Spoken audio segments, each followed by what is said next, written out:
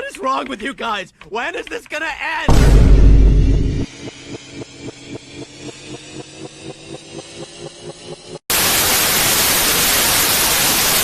The cows of America bring you great taste on tap. There you go, fellas. Cold, delicious milk. Milk? Mm-hmm. Compliments of the ladies. They do it all the time. Hello? Ah, fresh. Cold. It's good, but those women... Hey, don't look a gift horse in the mouth. Horse? Milk's the cold, the fresh, the milk's the one.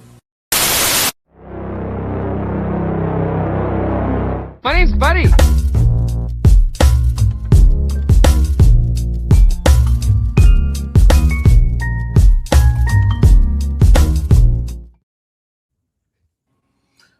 Hey, listen, if you are from where I'm from, John Goodman is a revered American treasure.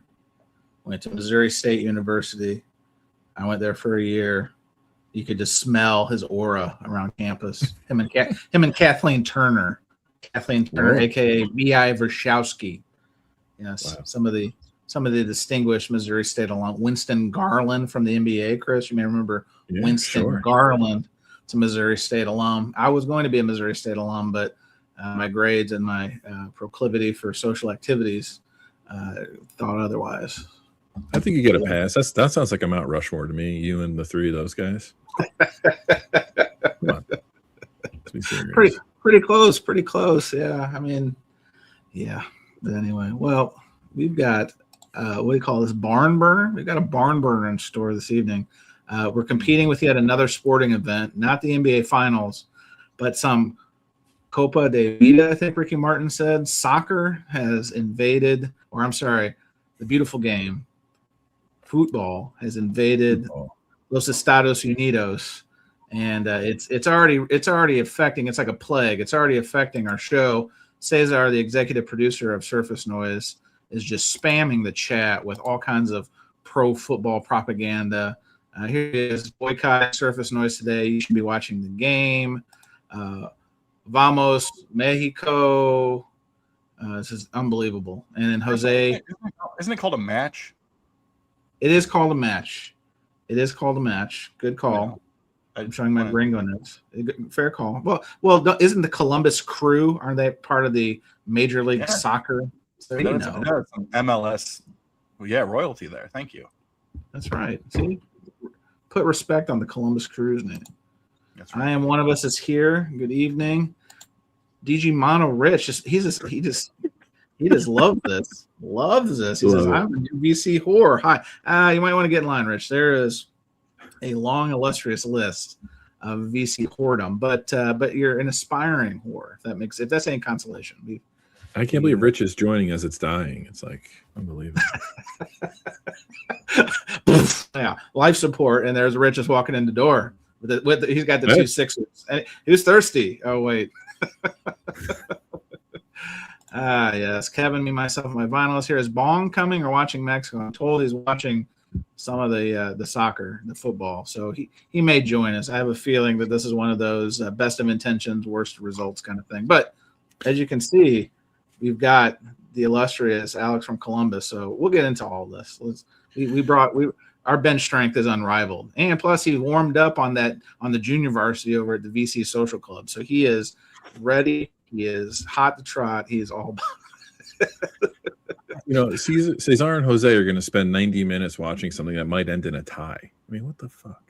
Well, and this is kind of like our show chat. We invited Cesar to be part of the show chat, and then him and Jose will spend about, I don't know, Chris, what do you think, 5 or 6 screenshots of just speaking in their native tongue. And, listen, I understand some of it. I am kind of educated, but they're just going too fast for me. I need to pull out Google Translate for half the shit. So it actually makes my fish messages tolerable. Like, so once they start talking, and I'm craving them. I'm craving some. I need fish discourse to like level set me as it's great. So keep it up, guys. So Thomas here, Highland says, "What's up with the vinyl record prices? Sounds like a setup for a joke." This is called the deep tease, Tom, and it's just one of many facets of our we'll call it signature topic tonight. It's not just about vinyl prices, but so much more. We hope you stick around. We hope you don't get pulled into that Cup de Vita, as Ricky Martin likes to say. Paul McClellan is here. Good evening, Paul.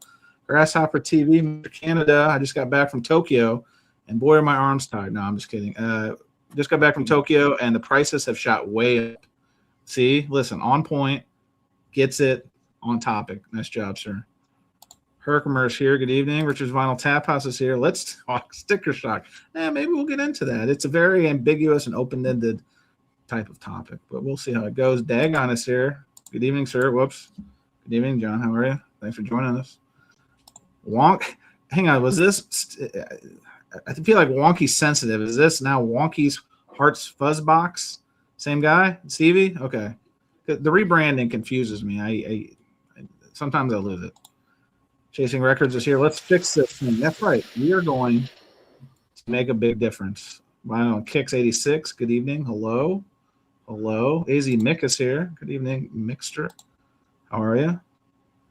Good to see. I think I've got most people here in the early stages of the chat. Oh, thank you. See, flattery will get you over. Rich, you're getting it. You're getting it. You appeal to my vanity, and I will put you straight and center. I don't need donos like the live streams that request chat donations to get attention.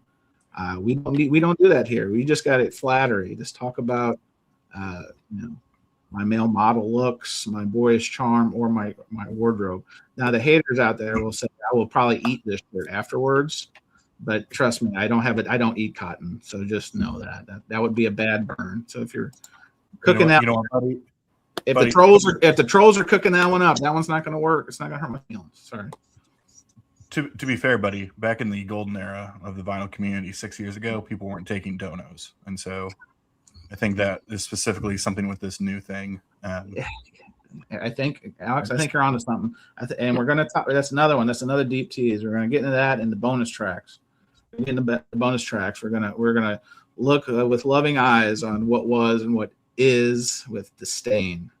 Get ready. Get ready. All right, Patrick Lear is here. Good evening, Patrick. How are you? Adam from the Freight. Good evening. How are you? I'm waiting. Listen, man. I hope you don't think I'm a buster, but I'm waiting to order your new single until Bandcamp Friday. So just know I'm not holding out, or I'm not a cheap, or I'm not waiting for a promo unless you want to send me one. But I'm waiting for Bandcamp Friday. So just know that, Adam. Don't want you to think I'm being a buster, as they say. Elliot is here. Elliot Cruz. I prefer foosball myself. Elliot, that's the gentleman's game. If you notice, good evening, Jason. Jason is joining us.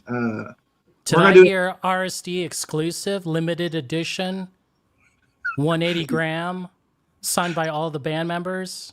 Web store exclusive. You missed that. Limited to 300. I keep 100 to sell later. Here's the good news. Here's the good news. One, we're going to do introductions because I got a really nasty email from somebody. I'm not going to let you know, but for the first time in the program history, I jumped over the introductions, and boy, oh boy, was my inbox rough. It was rough. So we'll do introductions, but I do want to call attention to our background. This will factor in later in current events, but there's been some shipment movement. I brought this one back because it is a crowd favorite of the empty warehouse shelves. But try to figure that one out if you can. Good evening, Al. How are you? Good to see you. Anthony Burke is here. You guys are the funniest, most entertaining dudes on YouTube. Look at this. Guys. Wow. Anthony gets it. This is Anthony. I wish I had my, here it is. Thank you. This is just, you get it. And I didn't say you needed to send me $1.99 on a dono to throw up your comment. So we both win. We both win. It's amazing. But thank you for the kind words, Anthony. Appreciate it. Listen, this is a show. This is the people show. So this is a show for the people, by the people. Just know that going in. Eddie, jazz fan, is here. What up, Vinyl Vickers? Vinyl Vickers. All right. Michael Gwynn, I think he was here last week. Hello. Hope everyone had a good day. Looking forward to another great show. Michael, it's great because you're here, because you're contributing to the show of record, talking records. Thank you. Matthew Petty is here. Don't drink and drive, kids. That's true. Alex, you're not going to be driving later. We just have to make sure this is a public service announcement. As he holds up his pinky proper. Pinky proper means it tastes better. I don't know if you knew that when you do that. That is something. It's just flow through the hand and how it works down to your central. For the beer drinkers out there, this is some world class haze. I mean, that's impressive. There. That's is there pulp? Is there pulp in the glass? Because that makes it taste. Yeah, it's a little chunky for sure. Beautiful. All right. Well, the doctor is here. Hope your trip from California was productive, doctor. Welcome to Beatles Mono Box Talk. Yeah, he gets it. See, Johnny knows. The doc knows. That's all we're gonna do. Melinda Murphy is here. Melinda, I'm sorry in advance for what's about to transpire, but thank you for joining us. It's gonna be bumpy. It's gonna be messy, but appreciate you being here. Kendall, doctor and his vinyl mayhem. I don't know. Chance, you went to Missouri, kind of educated. Maybe a stretch. Listen, I don't appreciate this. I'm a learned man from a learned family and a learned generation. So I know we're not in the ACC, but I know some stuff. Come on. I'm not just a pretty face, as my haters like to say. All right, thanks everybody. Yeah, that's like one hell of a comment, really. I mean, jeez, come on now. Yeah, I'm going to remember this when Kendall comes to our terrible area of Missouri on his vacation at the end of July. I'm going to remember this. Should I make some terrible joke? Should I just go there for Kendall? Should I? Why not? This is the new VC. Kendall, the UFC fight was not held in Missouri. It was held in Washington D.C. Let's put it together here. Yeah. We do ours at like the Stratford Inn, where the swingers are in one area and then the bar fighting is in the other. But if you know, that's a party. If you know, if Paul is here, Breakfast King of Loyal, he'll know the Stratford Inn reference. Kevin, this is true. Kevin asks, I thought the VC was dead. What are we all doing here? Stay tuned. Morning. Kevin, if you can bear with us through the power hour, we got you. It's gonna be a great conversation. I predict it. I predict a very fruitful conversation. Anyway, this is Surface Noise, the show of record, talking records, concert buddy here, you there. Thanks for joining us wherever you're joining us from, be it live, during the live stream. The power hour is here. If you're listening on the podcast, mi familia, thank you. But it's great to have you here one way or another. Let's do some introductions before I get some more nasty emails. First and foremost, from the state, the NBA championship state, I'm going to start with the biggest basketball fan on the screen. Literally, it is the Groove Seeker. Chris, Groove Seeker, how are you feeling? And did you see Spike Lee had a terrible spot at the parade? They put Spike Lee on the rail. Horrible. I mean, I didn't. There was a lot of carnage. It looks like. I'm glad I didn't go. But we're champions. That's all that matters. Nothing says championship like Alicia Keys and head-to-toe leather in a 95-degree day. So I'm just saying that if that doesn't say NBA champions, I don't know what does. Yeah, incredible. And then got to be the glow is clear. The NBA championship glow is also rubbing off on his tag team partner from the Empire State. It's Arnaldo. Folks, the channel, if you didn't know, is Fidelios_frequency. Arnaldo, how does it feel to be an NBA champion for the first time? And well, no, it'd be the second time technically in your lifetime, but first time since you were an acknowledged Kiss fan. I've been advised by my attorneys not to speak until I'm introduced. So for all of you on the podcast, if you haven't heard my voice, that's the reason why. Oh, well, wow. Thank you for clarifying. Jeez. Yes, this is a visual medium. YouTube is a visual medium, but yes, the podcast for our visually impaired folks. And unfortunately, the people on the podcast can't see that my decor has always been for the Knicks. You know what? You're making a lot of sense. You got the orange and you got the blue. So I'm already there. Love it. But I'm happy to be here. Hello, everyone. Well, I think one of your neighbors is Bernard King, right? Bernard King, New York great, Nick great. Doesn't he live on the bottom floor? Because he doesn't live on the top floor. He lives on the bottom floor, right? He can't walk the steps. Let's just be honest. Yeah, but this is, since I've been living in New York City, this is the first time. So, yes, I've been here less than 53 years. Good to know. If you're scoring at home, though, you can figure out the math. And then I got the Columbus Crew literally coming up next. 614. Them boys, them Columbus boys, them Columbus boys. I don't know if they're Blue Jackets fans. I don't know if they're Buckeyes fans. I don't know. But let's start with the not in Columbus, but formerly of Columbus. It's the immortal Jason Rojas. Jason, good evening. Thanks for having me back on, Concert Buddy. I just want to promote this promo record that I got. Star Piece, Yoko Ono. Oh, God. Oof. She can tell the future. John Lennon is coming back from the grave. Oh, did they freeze his head like Ted Williams? Did they like just chop it and throw it in like the incubator or something? Jeez. The haircut on Yoko is amazing. That's like glamour. That's like glamour shots gone like awry. Your lottery ticket numbers are 5, 23, 48, 52, and 9. There you go. Yoko. Well, Mazzy says Tony Williams is on that record. It's a great record. So the immortal Tony Williams, big fan of Surface Noise, I'm told. Yeah. Good to know. Good to know. And then, dare I say, Mr. Columbus? He's making. Hold on. Let Chris do it. He does a great job of introducing. Oh, I'm sorry, Chris. Can you please introduce the man of the hour, the Tower of Power? Too sweet to be sour. It is Alex from Columbus. That's right. He's got it. He's got it.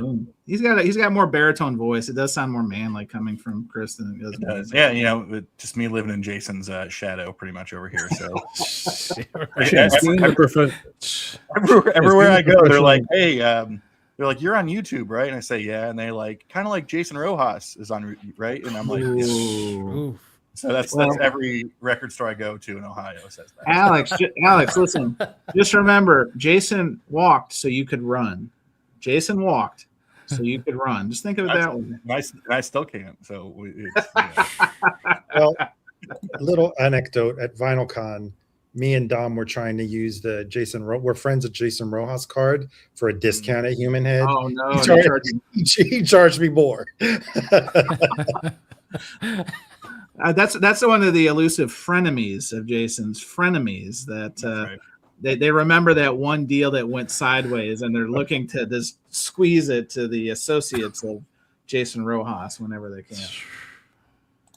Well, let me hang on. I gotta give Michael has to get a wrench. I'm sorry. Let me do some business. Michael, your kindness continues to amaze, so I'm going to give you a wrench on that one. While you're doing that, who wins in a tag team match, Chance? New York or Ohio? Oh gosh, that's a tough one because I think New York comes in as the favorite, the betting favorite, but these Ohio boys they're tough. They're gritty. You've never been to a Buckeye like Ryan, have you? You've never. Yeah. You've never seen that happen, right? Did you see the parade footage today? No. Did you see the parade? Okay. Go. You need to go back and don't watch the censor. Don't let the media censor the what really happened. Go to like the dark web. They'll have all the or just take a look at our thread, our chat thread. I posted the best part. Yeah, because the parade. Dirty New York City with all those unemployed rats. Oh no, we just can't. Here comes C-Bus coming in. Are you cutting a promo right now? Because are you for real? Yeah, because here comes the Zoran. Everybody's unemployed and just living off of. Oh no! Oh man, here we go. Well, here we go. Here's the good news. Before we pivot to current events, I do want to listen. This is what this is all about. The VEECEE 2.0. Chuck T says, just finished watching Arnaldo's video. So Arnaldo does have a video, just came out about VinylCon.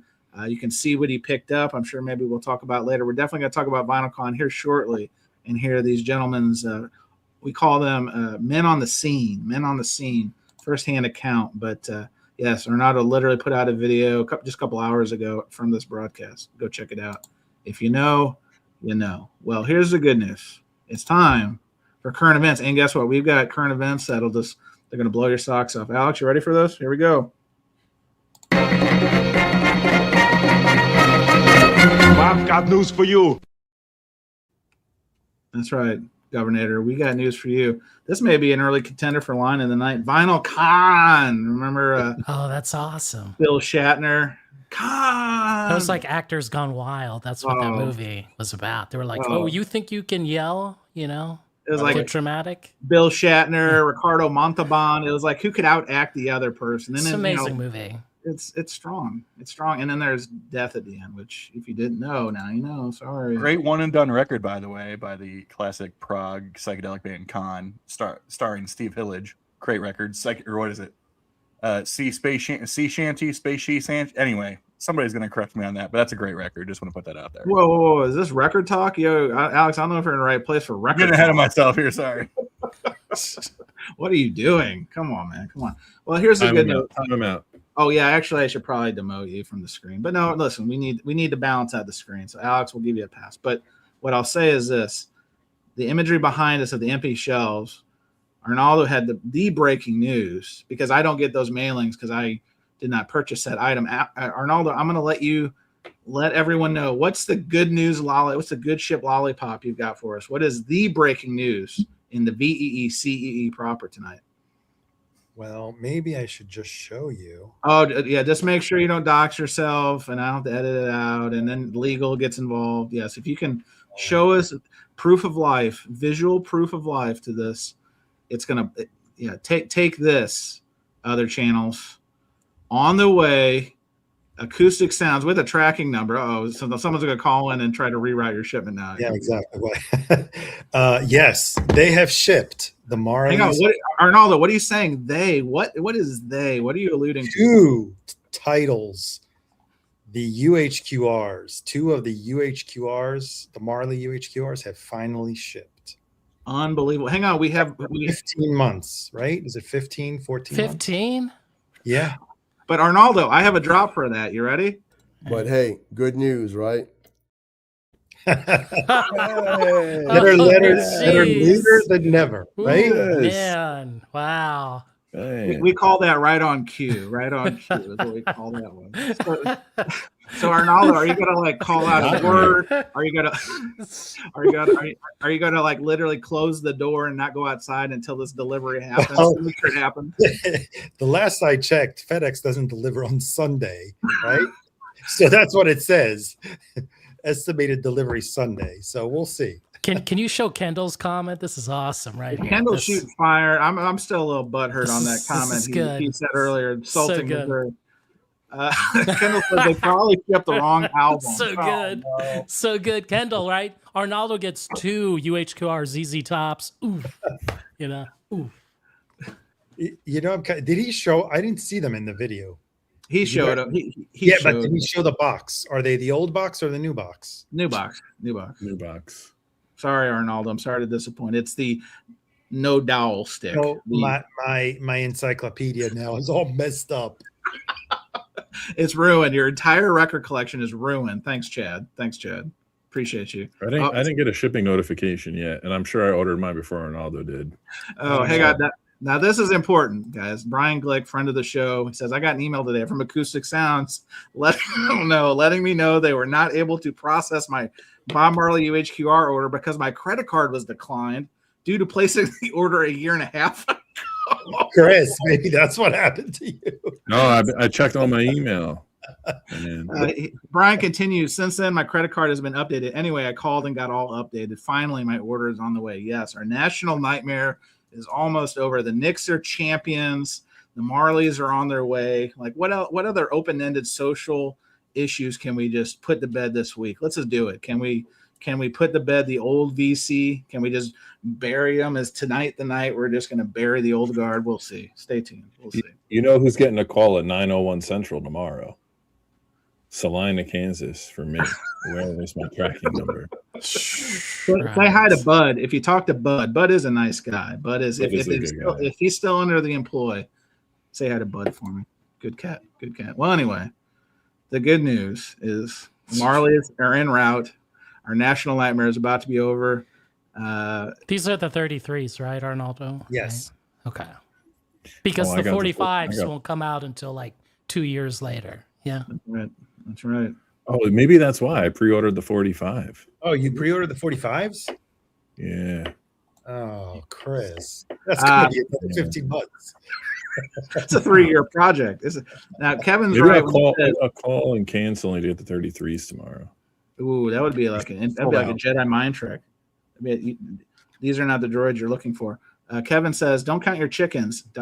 You can celebrate when in hand and no issues. So yes, Arnaldo, don't get your hopes too high. Let's keep them medium level expectation. At least there's the only thing stopping you from enjoying those records is the carrier. And as we all know, the carrier can take things to other countries. They can take the long way home. It's not, Kevin is exactly right. Wait until that beautiful Acoustic Sounds mailer is in. Actually, you're going to probably get the suitcase box because that's big sled. And you're getting the big box. Congratulations. Good evening. All right. Well, that's the breaking news. It's really going to be hard to top that, but a couple of quick hitters. I believe this news probably public, so we're just gonna rehash the shit out of it because we've run out of things to talk about. Vinyl our friends at Vinyl are back. Alex, do you have something? Nope, go ahead.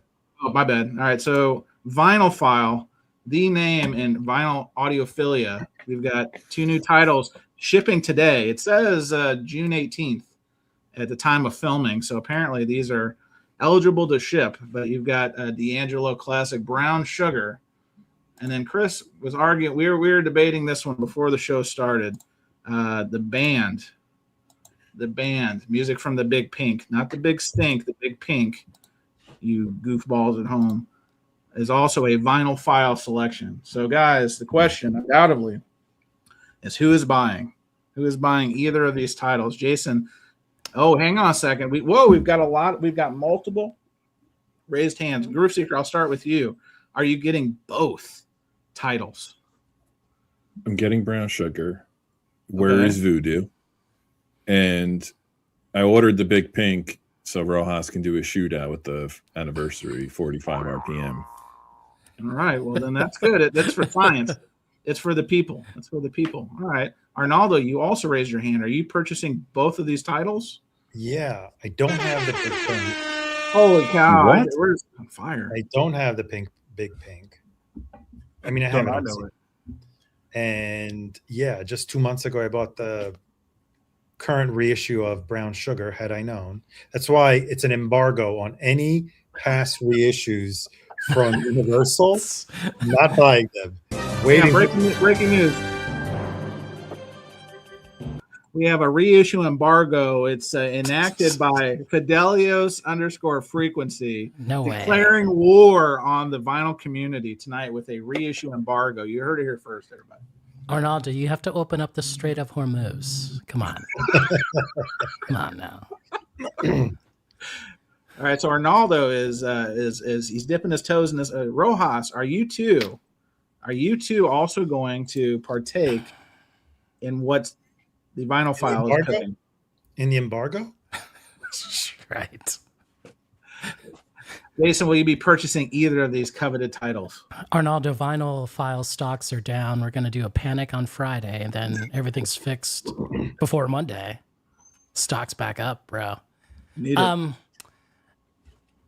Well, Concert Buddy, I don't know. If they don't remaster music from the Big Pink, like when everything's all panned, like it is in the original, if anyone remembers listening to the original, I don't know. It's just a question, That version is not great. It's tough.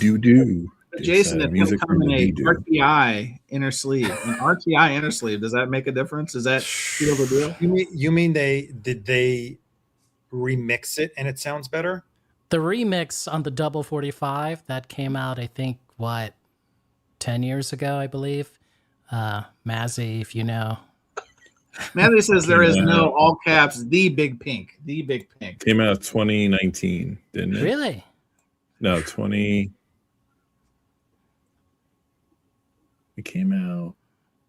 Listen, you it got delayed. Remember, it got delayed. It was supposed to come out, and then it got pushed out. Like the story goes, I think Robert Ludwig, he had mastered 2, and then he had wanted to do this one, right? Music from Big Pink, and when he tried to cut it, like they had to lower it down, he read the original mastering notes. They cut the bass, and he was just like, gutted, right? He was like, no. And he was like, one day I'm going to get back at this. I'm going to round 2 this, and it's going to be amazing. And I mean, I know Arnaldo is not big, and neither is Mazzy big on the double 45, but that one, those two, Top awesome. 2.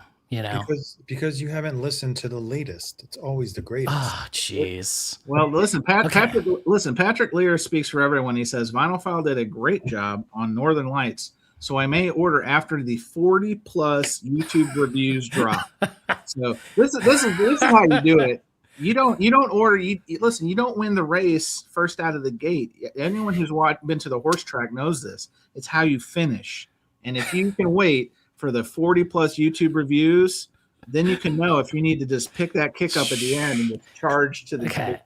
Good call. Okay. For the sake of the VC, I'll go get this. We'll do a comparison, you know, because I ain't gonna get that free promo. I'm not on that bandwagon, you know. So I'm gonna use my money to pay for it. I'm not monetized. I do this for you. For community service. I don't know if you knew this. It's a charity outreach, quite frankly. I can't relate to that. I do it for the olds, you know. Well, listen. Who've lost their hearing. They can't even hear above 10K. Oh no, that's our token joke of the olds. But Alex, are you going to participate in either of these vinyl files? Are you going to help this struggling record label, Universal? I think they're on the edge of bankruptcy almost weekly. Will you help them become solvent with a purchase? Probably not, and I'll tell you why. I mean, unlike so many of these seasoned audiophiles on this esteemed panel and in the chat, I think we each have our own kind of philosophy when it comes to reissues or audiophile reissues and how we do them and why I do them. I mean, I have in my opinion, a beautiful copy of Big Pink, that an original copy that I love. I like that album a lot. It's not like it's not something where I'm like, oh, it's an audiophile reissue, I'm going to go drop, $50 to do it. And much to, I'm sure, Chris's dismay, I don't know a single thing about D'Angelo. So I know it's shocking. Chris, are you okay? Chris, are you okay? There's that. But, I do think dies. I think it's a great, for whatever this is, I think it's a great title, in the sense of like, I think originals of that have gone up in price substantially. I think it's probably a little bit more difficult than not to find clean originals for, less than what you would pay for that brand new one. And I think they do a great job from the vinyl files that I do have. So more power to the people to do that. I like it. All right. We'll get you some VCLT. Very diplomatic response. That's who I am. Very diplomatic. I mean, the senator from Columbus, dare I say, 2030. Look out, coming out. Sherrod Brown. I was gonna make a Sherrod Brown joke, you fat fuck. Where's Voodoo though? Why didn't they do Voodoo? Because we have to keep the prices of the OG still high. Actually, do you want to know the truth? Do you want to know the truth? Hang on, Jason's about to hear the truth from Jason, please. Okay, actually, yeah, this is breaking news. You want to hit that thing? Oh, of course. Because a couple years ago, they were going to do Voodoo Anniversary with a live album included in the box, but it was put on hold. This is the truth. This was on internet. Was it a new live album, or was it the inclusion of the Live at Jazz? No, I think it's a new one during the Voodoo era. Oh man, bring it! Well, now you know, and it's on the internet, so it's got to be true. So they probably will. They probably will do it eventually. Well, is it? The 25 years has passed. They don't need an excuse to do a vinyl file. Just give them time. They probably already. You know what? I'm pretty sure, Arnaldo, that's what Fleetwood Mac says all the time. There's no excuse. Let's do a 51st, And guess what? We may have the DSS Voodoo. Wouldn't you rather have that? Ooh. No. DSS or, as Al says, UHQR D'Angelo.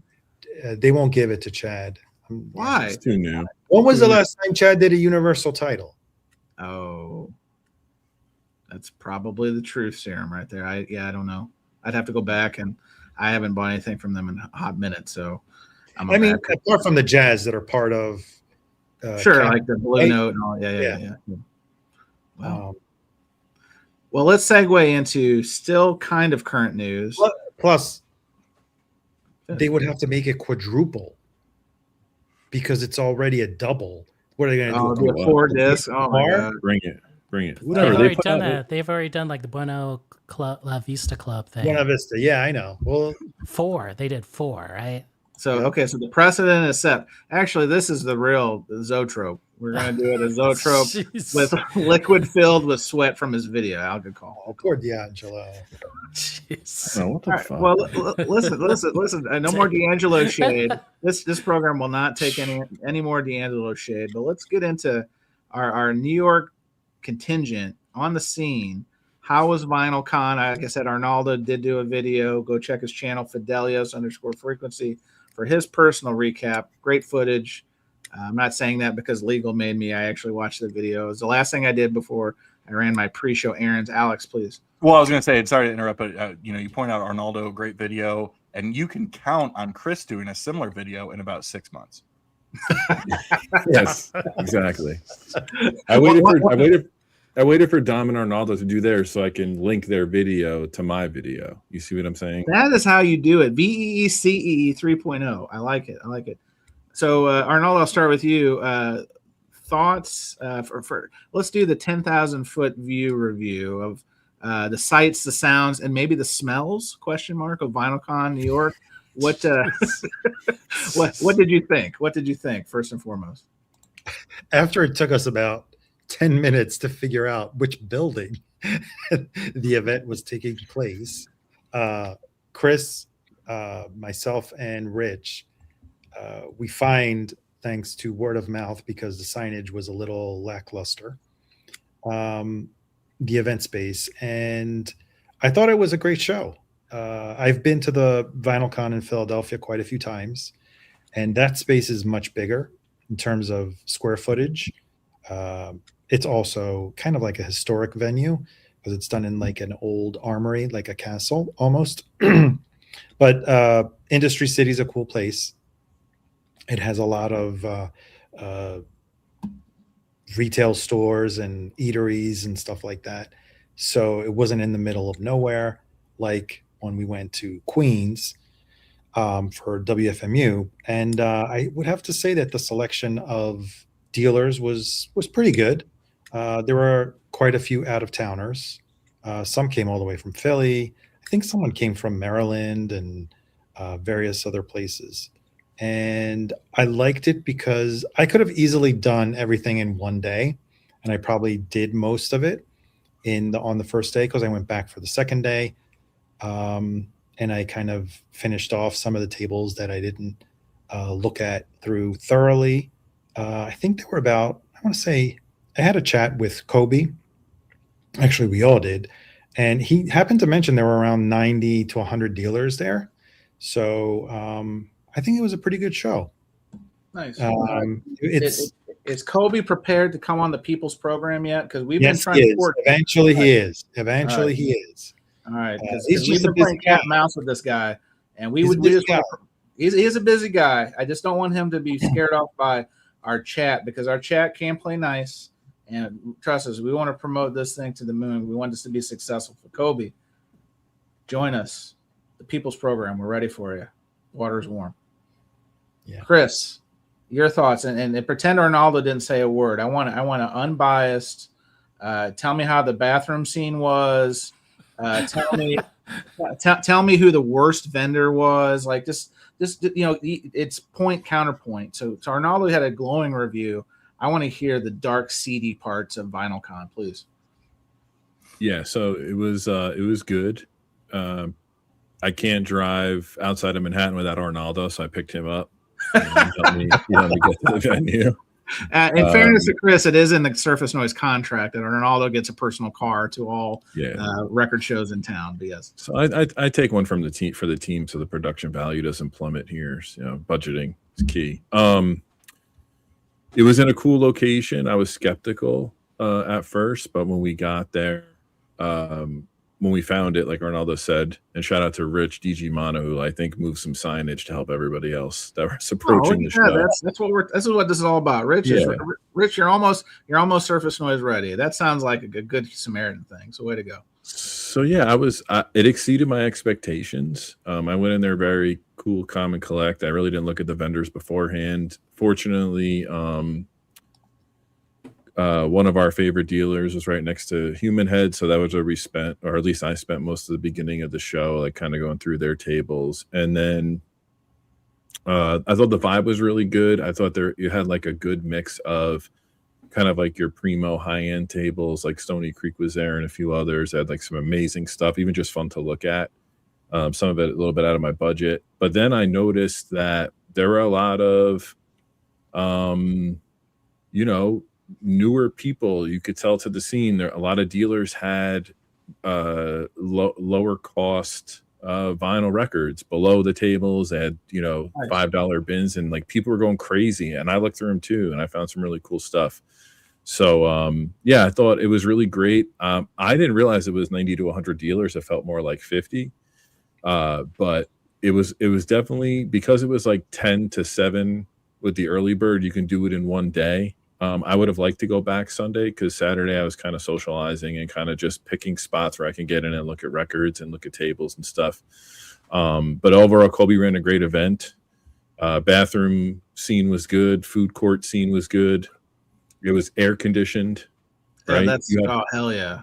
You had plenty of room. Like, I guess like 5 or 6 people wide could walk through while people were browsing. So it wasn't like WFMU where you're like, Yeah, WFMU in comparison, some of those aisles, it's impossible to walk through. But you got to keep your wallet in the front pocket, if you know what I mean. 100%. And I do feel like I hope Kobe's successful, but I hope he keeps this space between that show and WFMU, because to me, it's like a 4-month lead in. I think it's perfect timing for the dealers and the buyers. So, but like, I think the big difference for me, and I don't know how you feel about this. I thought it was more of a regular crowd than real, collectors. Was there any seasoned audiophiles? Was there anyone else wearing the pin of prominence and providence? It was tough.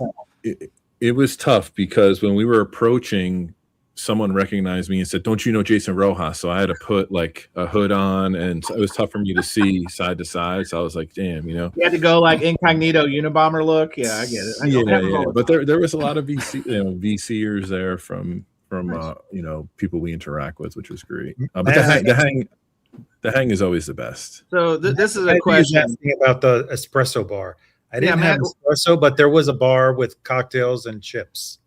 I did get a sandwich from that bar. Oh, you did? And I ate lunch 15 minutes later with you guys. So pro move. I don't know if we have an answer for this. Vinyl and Kicks 86 wants to know: did anyone pull a double decker at VinylCon?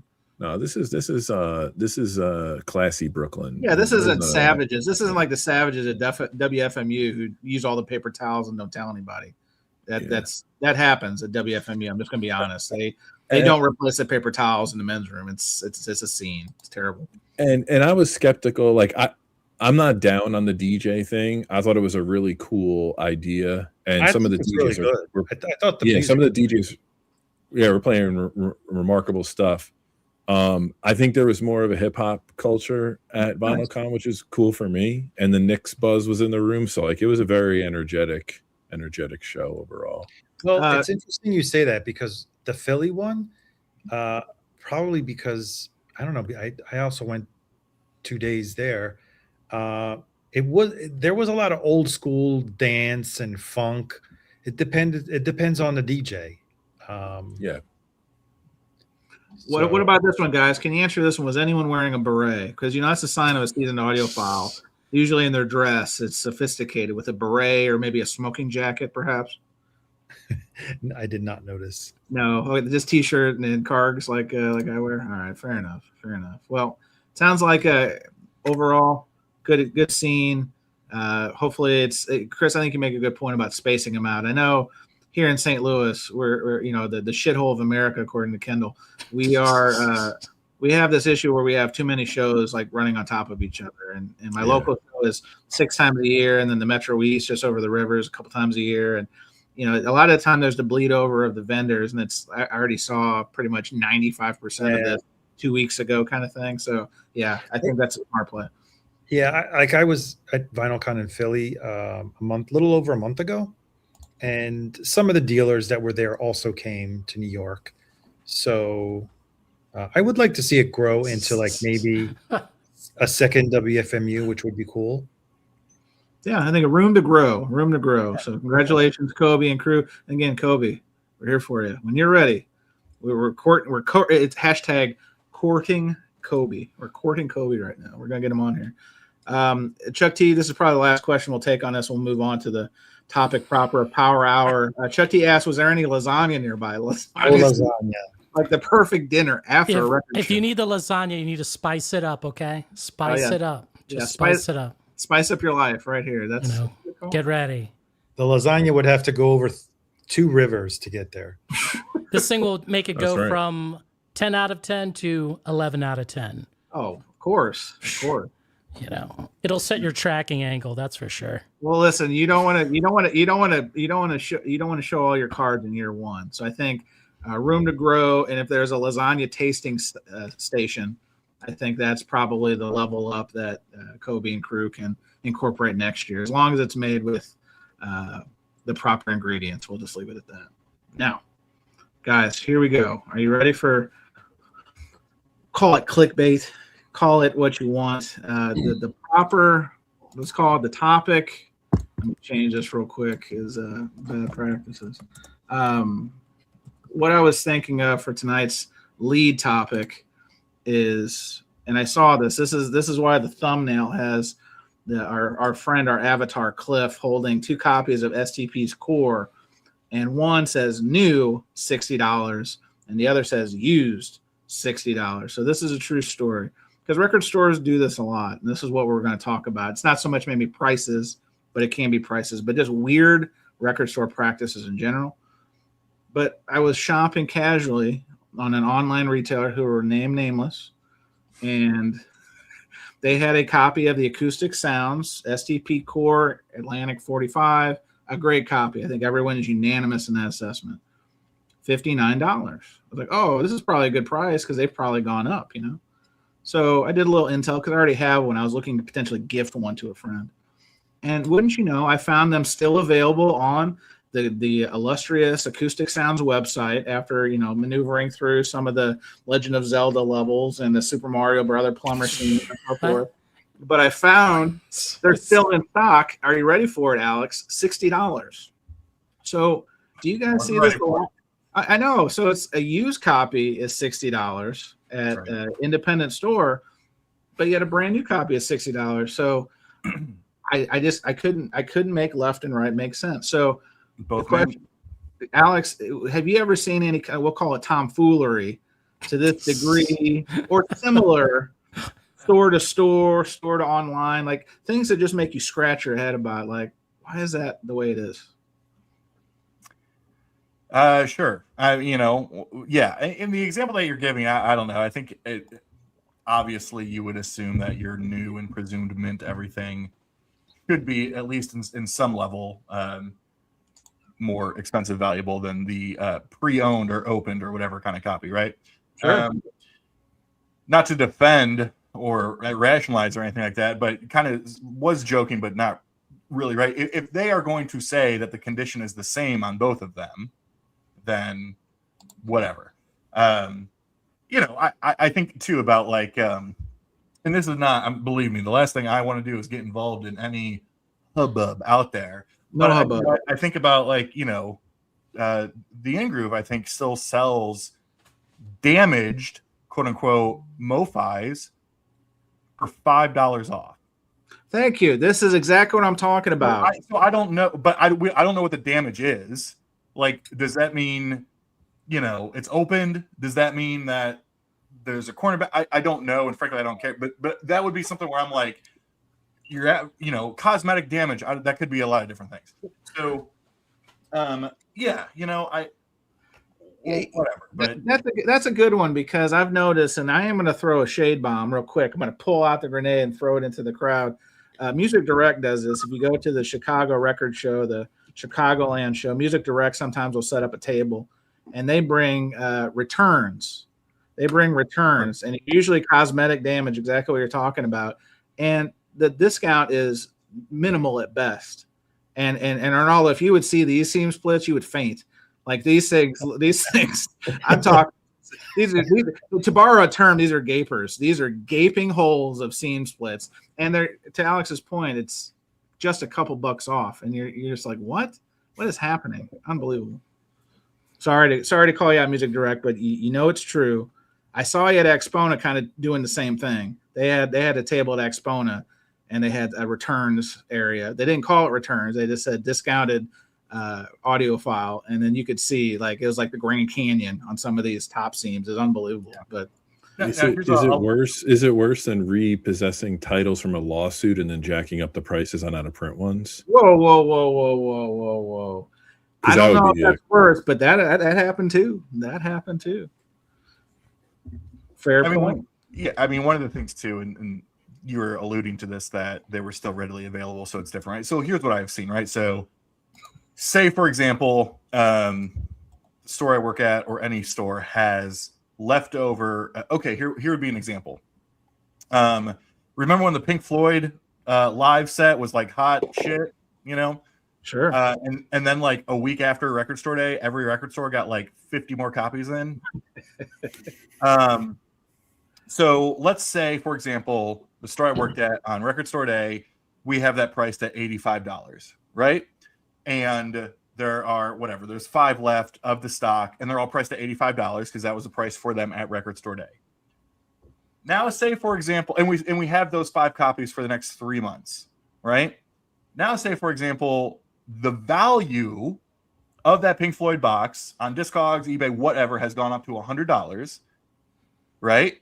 We're going to keep the price of the stock that we had priced originally at the same exact $85, right?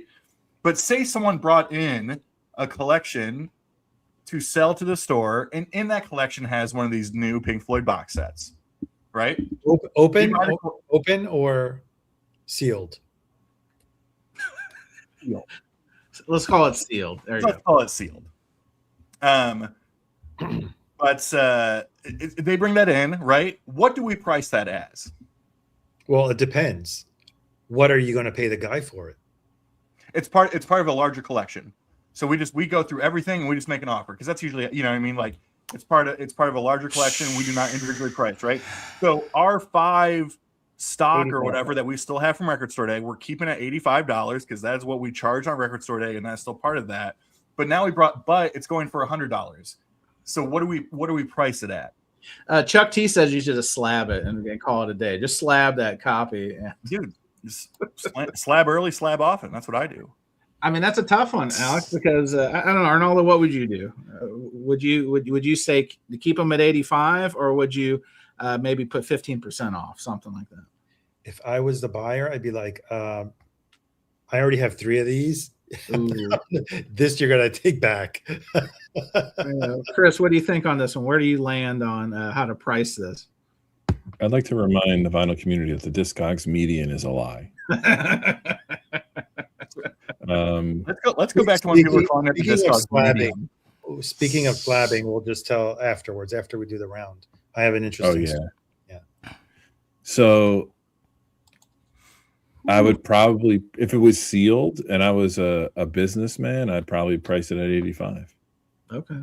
All right, Jason, split the vote here. If you were in this scenario that Alex has painted an eloquent picture, hang on, where would you land? Do you price this at 85?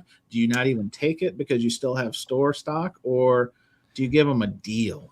We got to do is consult Snake Oil. I mean, seasoned audiophile. Sorry. And he's going to say, price that thing at 100. We'll hide the rest somewhere, and we'll just lie. And we'll say, this is the only copy we got. You know, this is, tears in heaven. You know, we gotta. We got to listen to what the market says, you know. I hope it's mastered by KG.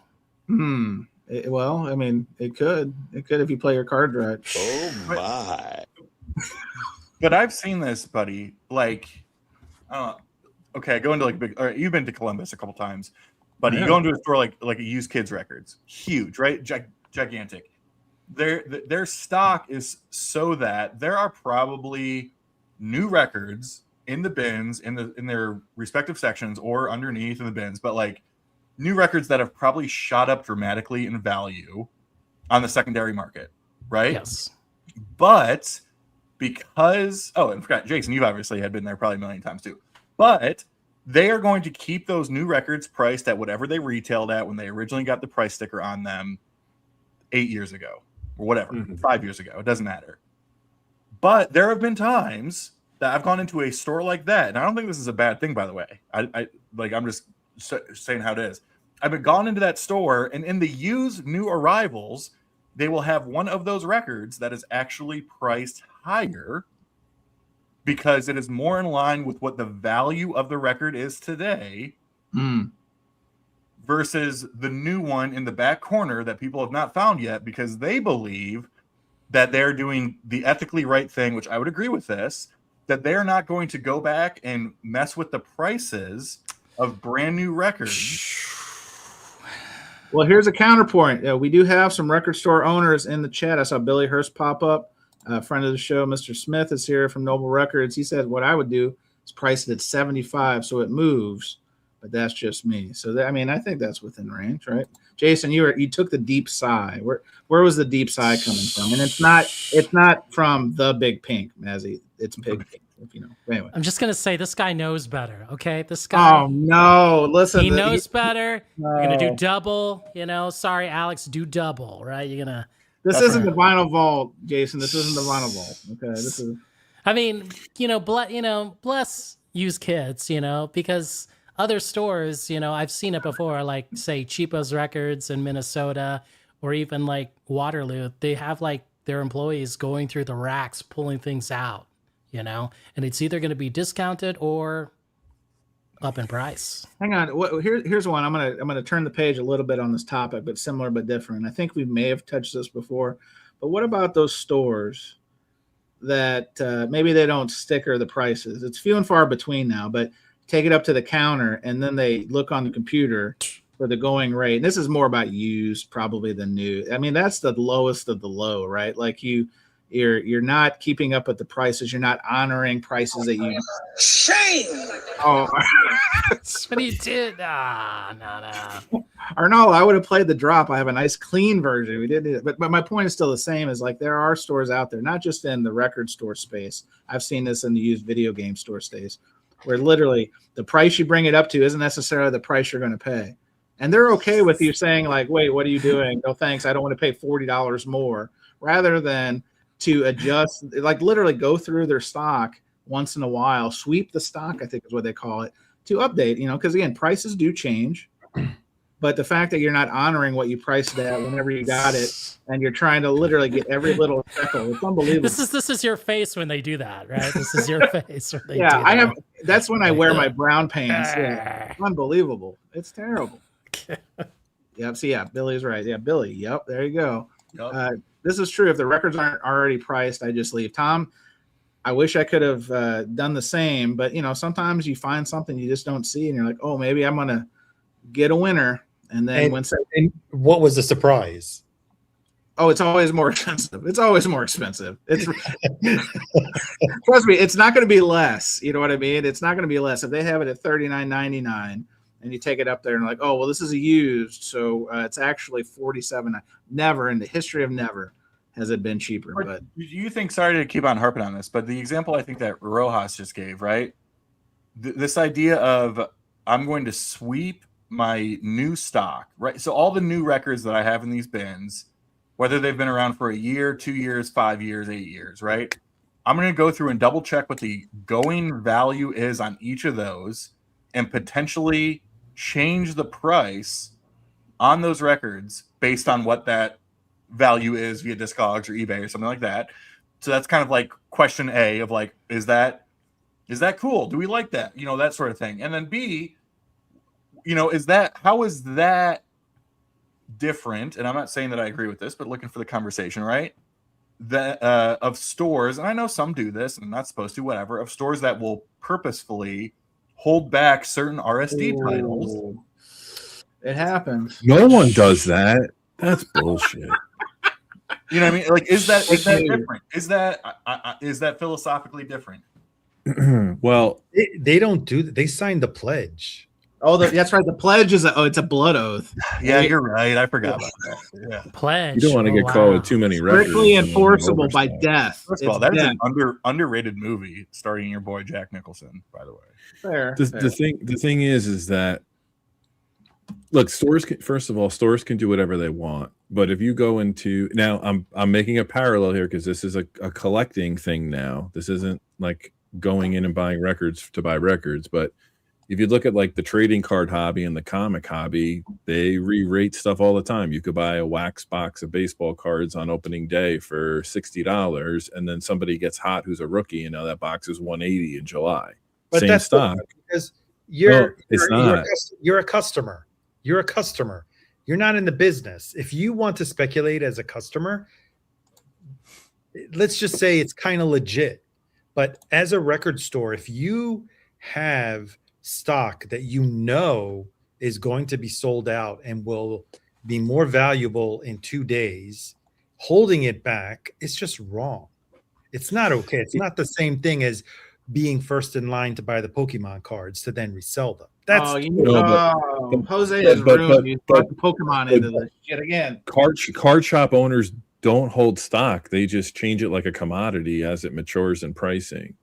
So I don't think record stores are wrong for doing this. I think we just hate that they do this. Like so also another example, right? If you have used inventory, let's say like the price of a Black Sabbath Vertigo goes up, right? Let's not get started on Ozzy records. Okay, it's ridiculous. This is why I brought it up. This is why I brought it up, because they were insane at the show. But if let's say it's going, Ozzy is just terrible. I'm picking a number. Let's say the record is $85, and then it sits there for 3 months, 4 months, 5 months, and then the Discogs price and the eBay price shows it goes up to 115. They're probably going to raise the price on that. To me, it's no different, right? Like, that's their choice. It sucks, but it's what they want to do. I don't think it's the right thing to do, but they're certainly. Is it different though? Groove, is that different though if it's a used record versus a new one? If it's a used record, I think I don't want to call it fair. It's still speculating on the market, but of course it's speculating, because if I say, hey, I'm going to release 1,000, right? I'm going to do 1,000 press, right? And I'm the one who's sponsoring that lost hard rock psych, private press, and I'm going to go do 1,000 or 2,000, and only maybe, let's say, half of it gets on my online. What happened to the other half? No one's asking. No one's being Inspector Gadget, No one's going to ask. Like, they're just assuming that the person's a nice seller. You know what I'm saying? Like, we're assuming that they would not lie and cheat and, why would they do that? They're a business, man. Right. I think. All right, Jay-Z. So I think this is kind of a ripple effect of what happened during COVID, where Tone Poets were $38, and then 2 weeks after they were $65 because no one could get them. And I think there's still a little bit of that mentality rolling through where prices got jacked. See, you raised another interesting point. Do you think that that's also added to the price jumping from, because when that series first started, Tone Poets, great example. During COVID, price was a very reasonable price. Was it 30? I forget. It made more sense. 35, I think. Right, and it's gone up since. I'm sure part of it's inflation, materials. Let's not get into the economics of it, but I do think that because they were selling out so much, especially upon release, that had to be part of the factoring and redoing the price structure, right? I think so. So they can get a little bit more of that piece, because listen, when these labels want more of the pie, and understandably so, especially if they see some of this aftermarket shenanigans, like, you can't necessarily blame them. The question I'm going to have, and I don't know if you guys know this intimately or not, but there are a lot of websites or apps that do a lot of this kind of stock trading. Literally, StockX is one for shoes. It's dead stock. It's things that people can sell. I'm sure there's one for Pokemon cards. I don't want to go down that well because it's against my religion, but I do want to say that I'm surprised that there hasn't been a site or an opportunistic business spring up for vinyl records in a similar fashion. We talk about this all the time. Where's the Discogs competition? To me, this is the one that makes the most logical sense coming into that space, is that speculative avenue, especially Billy Hurst brought it up, slabbing, especially when you have something that is artifact and speculative based like slabbing. I'm surprised it hasn't happened yet. Do we say that's a fearless prediction? It's going to happen. It's got to happen. Well, I know something, but I can't. I was told in confidence. Oh, hang on. We're going to close the show so Arnaldo can tell us, and then we'll start the show back up. I can't really. Did we do intros yet? Oh, but on the topic of slabbing, yes. I should have taken the footage the day before on Saturday, because on Sunday the AMG people were gone. They weren't there. Sure. They had slabbed the Taylor Swift, I think the self-titled RSD at a 10. 10 grading. Slabbed, sealed. Yeah. And I was just, and then didn't they have a Nevermind also slabbed, Chris? It was Nevermind. They had a Prince Love Sexy. They had an Alice in Chains. But I think I counted at least $10,000 or more worth of records on that wall. They just had the Taylor Swift there. That alone is like a $3,000 record, $3,000, $4,000, $5,000. And they were selling it? No, they weren't. They weren't selling it. But can you imagine if that slabbing it at a 10, the value potentially that it could have one day? Well, but I think you're hitting the nail on the head of probably a bigger conversation about the varying standards of the grading services. There's not like a uniformity, at least that I'm aware of, between AMG, BMG, you know what I mean? So who's to say, and I'm not saying that anyone's doing this, I'm gonna be very clear, but who's to say that somebody wouldn't artificially inflate something like that? Because if you're a grader and it's your copy, I'm not, again, these things. That's where I was going. That's why I asked if it was for sale. Yeah. You can manipulate the whole situation, and then this is a show that's going to be watched by millions of people. Millions, yes, millions. I can't divulge secrets that were told. Arnaldo, that's okay. You don't have to. This is what the Patreon is for. The Surface Noise Patreon debut. You can just make it up. Like some other person said, this person's Lone Star. This person's Valley and the Sun guy. But guys, we've talked about. Listen, we've kind of talked about similar in the sense, and we brought this up a couple weeks ago. Billy calls us out. Alliance, the label, is already doing this. They're taking their own title. Alliance is a distributor. I'm sorry, distributor. Yeah, so they're taking titles they're getting and grading them, and again, no idea what those standards are, if they're shared standards with the other guys. So it's. Yeah, it's crazy. Now, this is a good joke, guys. I can't believe I didn't throw this up earlier, but this is great. Those guys were gone. Arnaldo, are you ready for it? The slabbing guys were gone. They weren't there on Sunday. You know why? If I can find a comment. Here, hang on. Oh, my gosh. This would be so much funnier if I had it queued up, but I don't. It was the Slabbeth. So you can't sell graded records on the Slabbeth on Sundays. And I know we could probably go on about this topic for 3 hours, but of course, and I don't want to put words in Groove Seeker's mouth here. I'll put other things in his mouth, but not words. Take it easy, Alex from Columbus. Hey, this is a family show from Columbus. Yeah, kids. This is kids watching. All right. Hey, listen. Columbus is known for Wexner. Okay, so speaking of kids watching, man, fair enough. The bong. Speaking of the Slabbeth, the bong man speaketh. He's not here, but he dropped in to remind us. Fuck all UHQR. Thank you, John Bong. Thank you. Count of one. Chris, does it count? Are we counting? Yeah, we got to keep account because he's in the chat. All right, I'll do one. I'll do one. Thank you, Chris. Now, at the end of the day, and again, this might be what Chris is kind of getting to here is like at the end of the day, as they say, at what point is it just that we, in the whatever we call it, the free market, whatever, do we just expect and assume that consumers are going to make decisions for themselves, right?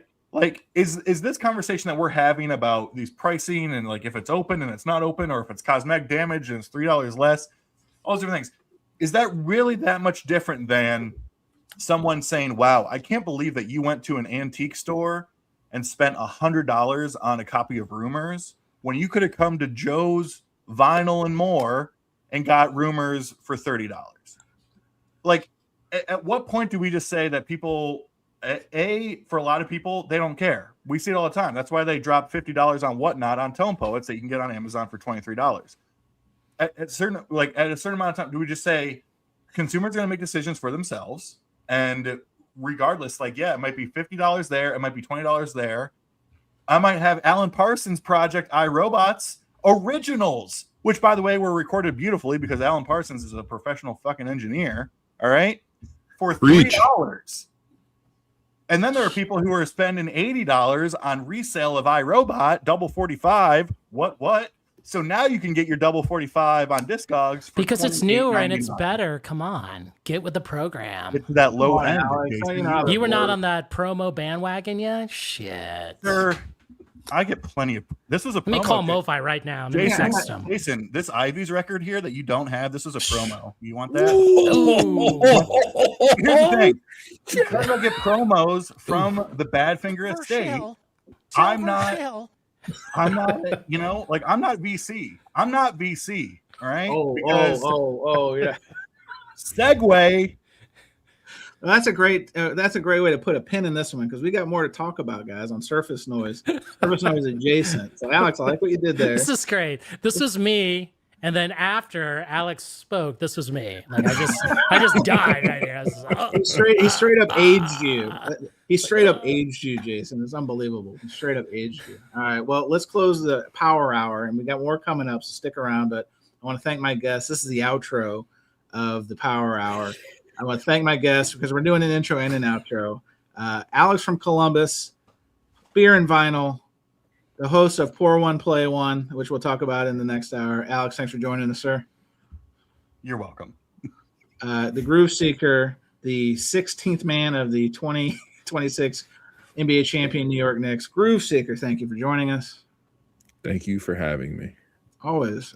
Jason Rojas, a.k.a. Phil Collins Young, a.k.a. Before we go, can you show Dane Johnson's comment? I'll read it. Dane Johnson's yes, read it, please. Potential sponsors lost after tonight's show. Not too shabby. Number 1, Music Direct. 2, Analog Productions. 3, Discogs. And 4, Dylan Noble. No, Dylan knows. Dylan, come on. We're not losing Dylan. We're not losing Dylan yet. We got about 6 more months. We're not yet. Anyway, Rojas, thanks for joining us.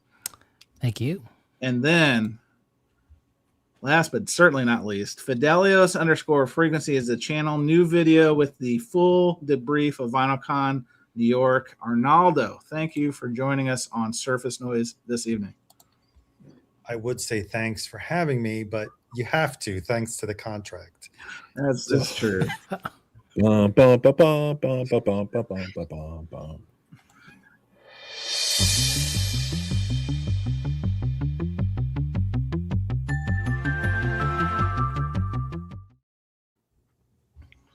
guys, we made it successful. I think Alex is taking a pee-pee break. He's got to recharge. We call that drain the main vein. So we'll wait for Alex to come back. We've got a powerful show still in the midst of yet another powerful show. Bong Man is in the chat, so he's watching football, and he's participating from the chat, dropping his coveted F-bombs. We've got record store owners in the chat helping us out, shaping the conversation. But I wish we had like a smooth down music. I've done a bad job. I should have came with like nice slow R&B kind of like interlude kind of, because our next talk it's going to be interesting. It's going to be interesting. Well, some would call it bonus tracks. No, I said you could have put freestyle music. Ooh. Get it? I do. And this is why it's hard being the one-man band. Listen, we're taking applications for executive producer of Surface Noise. It used to be Cesar, but he's completely given his soul to the World Cup. And he is he just can't be bothered with record talk right now. All you have to do is just say the Killers are better than the Strokes. Oh no! Holy cow! Shakes. Holy cow! Paul, the Breakfast King Loyal wants to know: can we invite Louis, a friend of the show, Louis Golden's in the chat, up to discuss breakfast cereals? Possibly. We'll see how it goes. That's Sharon is Karen is the band. If you're scoring at home, new record coming out soon. I'm sure that if Louis was ready, he could share some information on that in the chat. Jason Arsenal wants to know, Alex, what you pouring? This is my about fifth beer, but this is the old Mexican lager we're going with here. Okay. This one from Derive Brewing out of Columbus, Ohio, because I am Alex from Columbus. Thank you. I like the synergy. Nice job, sir. That's right. Elliot Cruz, we don't talk sports too much because it makes Mazzy very upset, but we do need to give a shout out to the forgotten champions of the title season, the Carolina Hurricanes. That's right, with arguably one of the cheapest owners in professional sports. I don't know if he's that way with the Carolina Hurricanes, but the poor Portland Trailblazers, half the staff had to go home early because this guy didn't want to pay for an extra night at the Ramada Inn or whatever the hell they were. So good luck, Portland Trailblazer fans. It's unbelievable. All right. Well, what we're going to – it's funny because it's true. Look it up. The internet talks all about it. No, these comments about the old cat are killing me, man. Oh, no. We don't want to make this the Humane Society. We don't want to lose Humane Society as a sponsor. I got to be honest. Like we're working on that one, so we got to be nice to the animals. But so Christopher says thanks for the beer minute. Yeah, and actually, side note, if you haven't known, on Alex's channel, Beer and Vinyl, they show this, but also as a project that Alex and I had talked about, and he successfully got it off the ground. He hosts a podcast, a conversation with Jason Arsenal here in the chat, Americana Sam St. John, and himself. It's called Pour One, Play One, where they talk about music. They talk about a beer. It's a very good conversation. And guess where you can find it? Not only on YouTube, on Beer and Vinyl, but guess what? Vinyl Community Podcast. Tell your mother.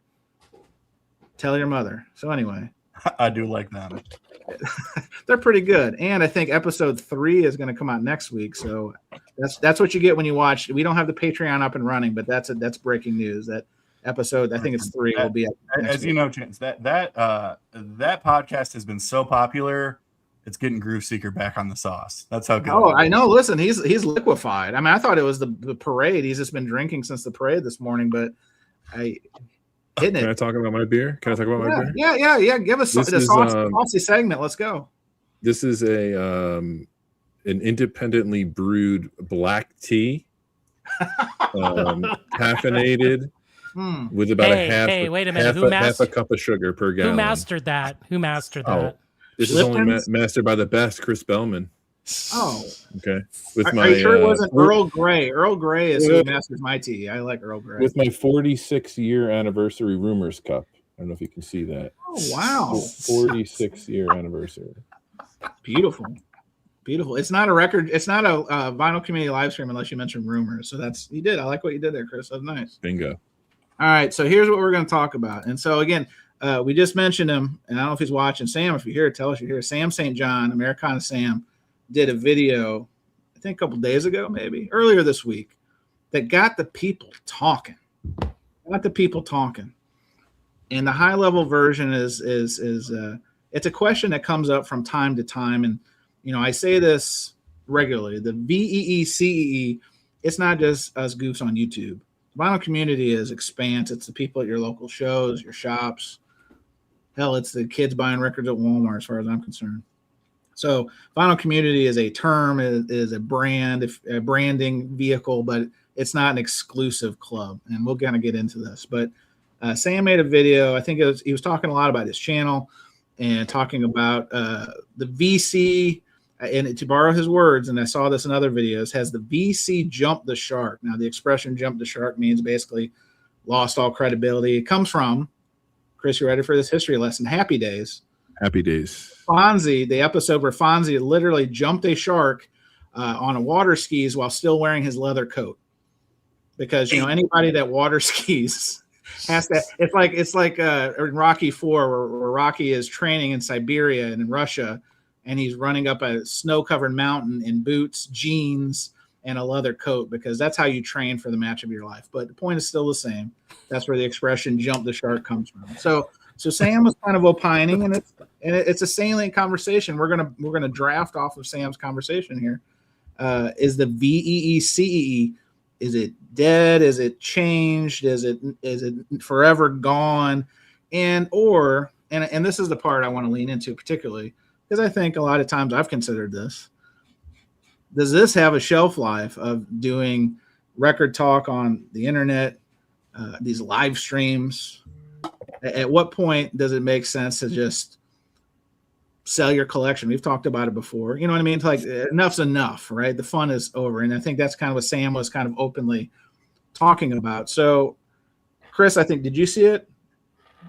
Okay, so Chris, let's just kind of kick it off there. Like, what did you think? And are these things that you've considered? And what do you think about the, dare I say, maturation or evolution of the way the VEC was to what it apparently is now, from shilling to slabbing to monetization, all the above, right? Like where we are now, regardless of what that looks like. What do you think?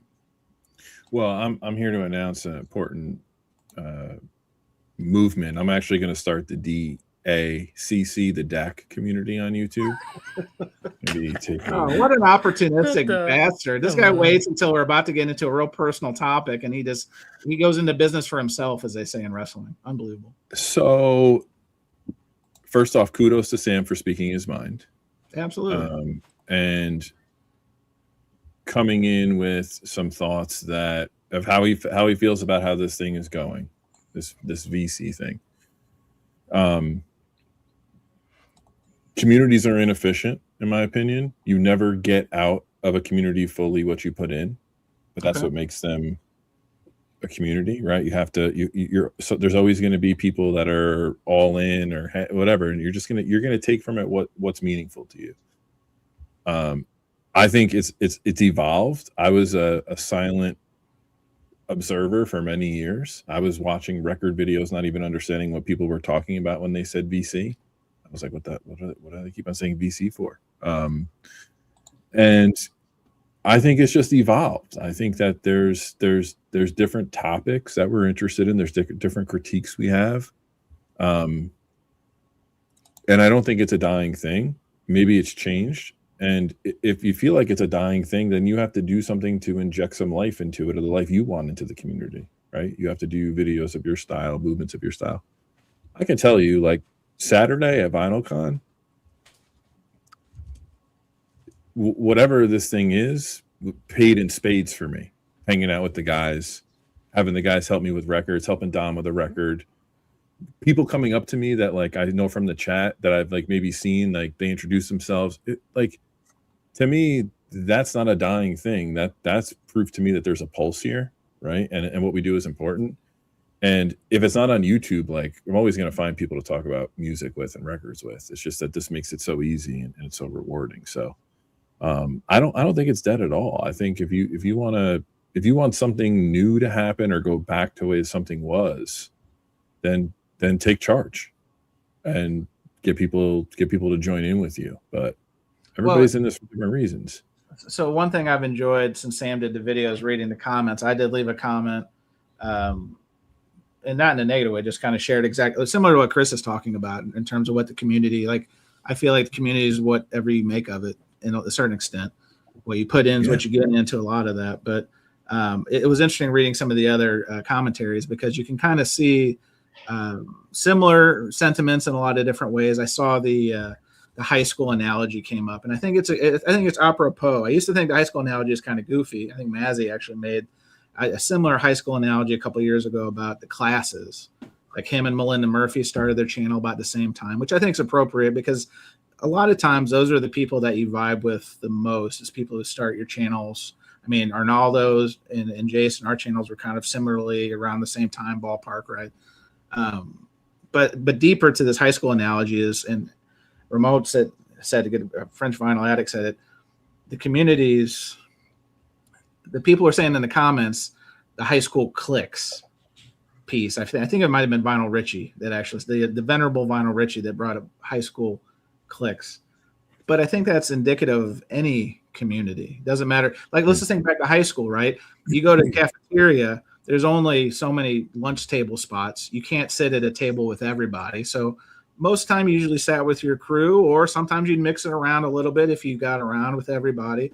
And I think that is representative of this community in a lot of ways, right? Because I think that if you don't socialize and you don't go on other live streams in the chat or collaborate with other people, you are going to have a very limited runway in what this can be for you, not just for your channel and your experience, but also like your community of people you get to know. So Arnaldo, what do you think about that? I know you said before you hadn't watched the video just yet, but what do you think about that? Because this does come up sometimes of the old VC guard, the people, the originals, and full credit to Brandon, Mr. Hall of Fame, who is one of the OGs of the VC.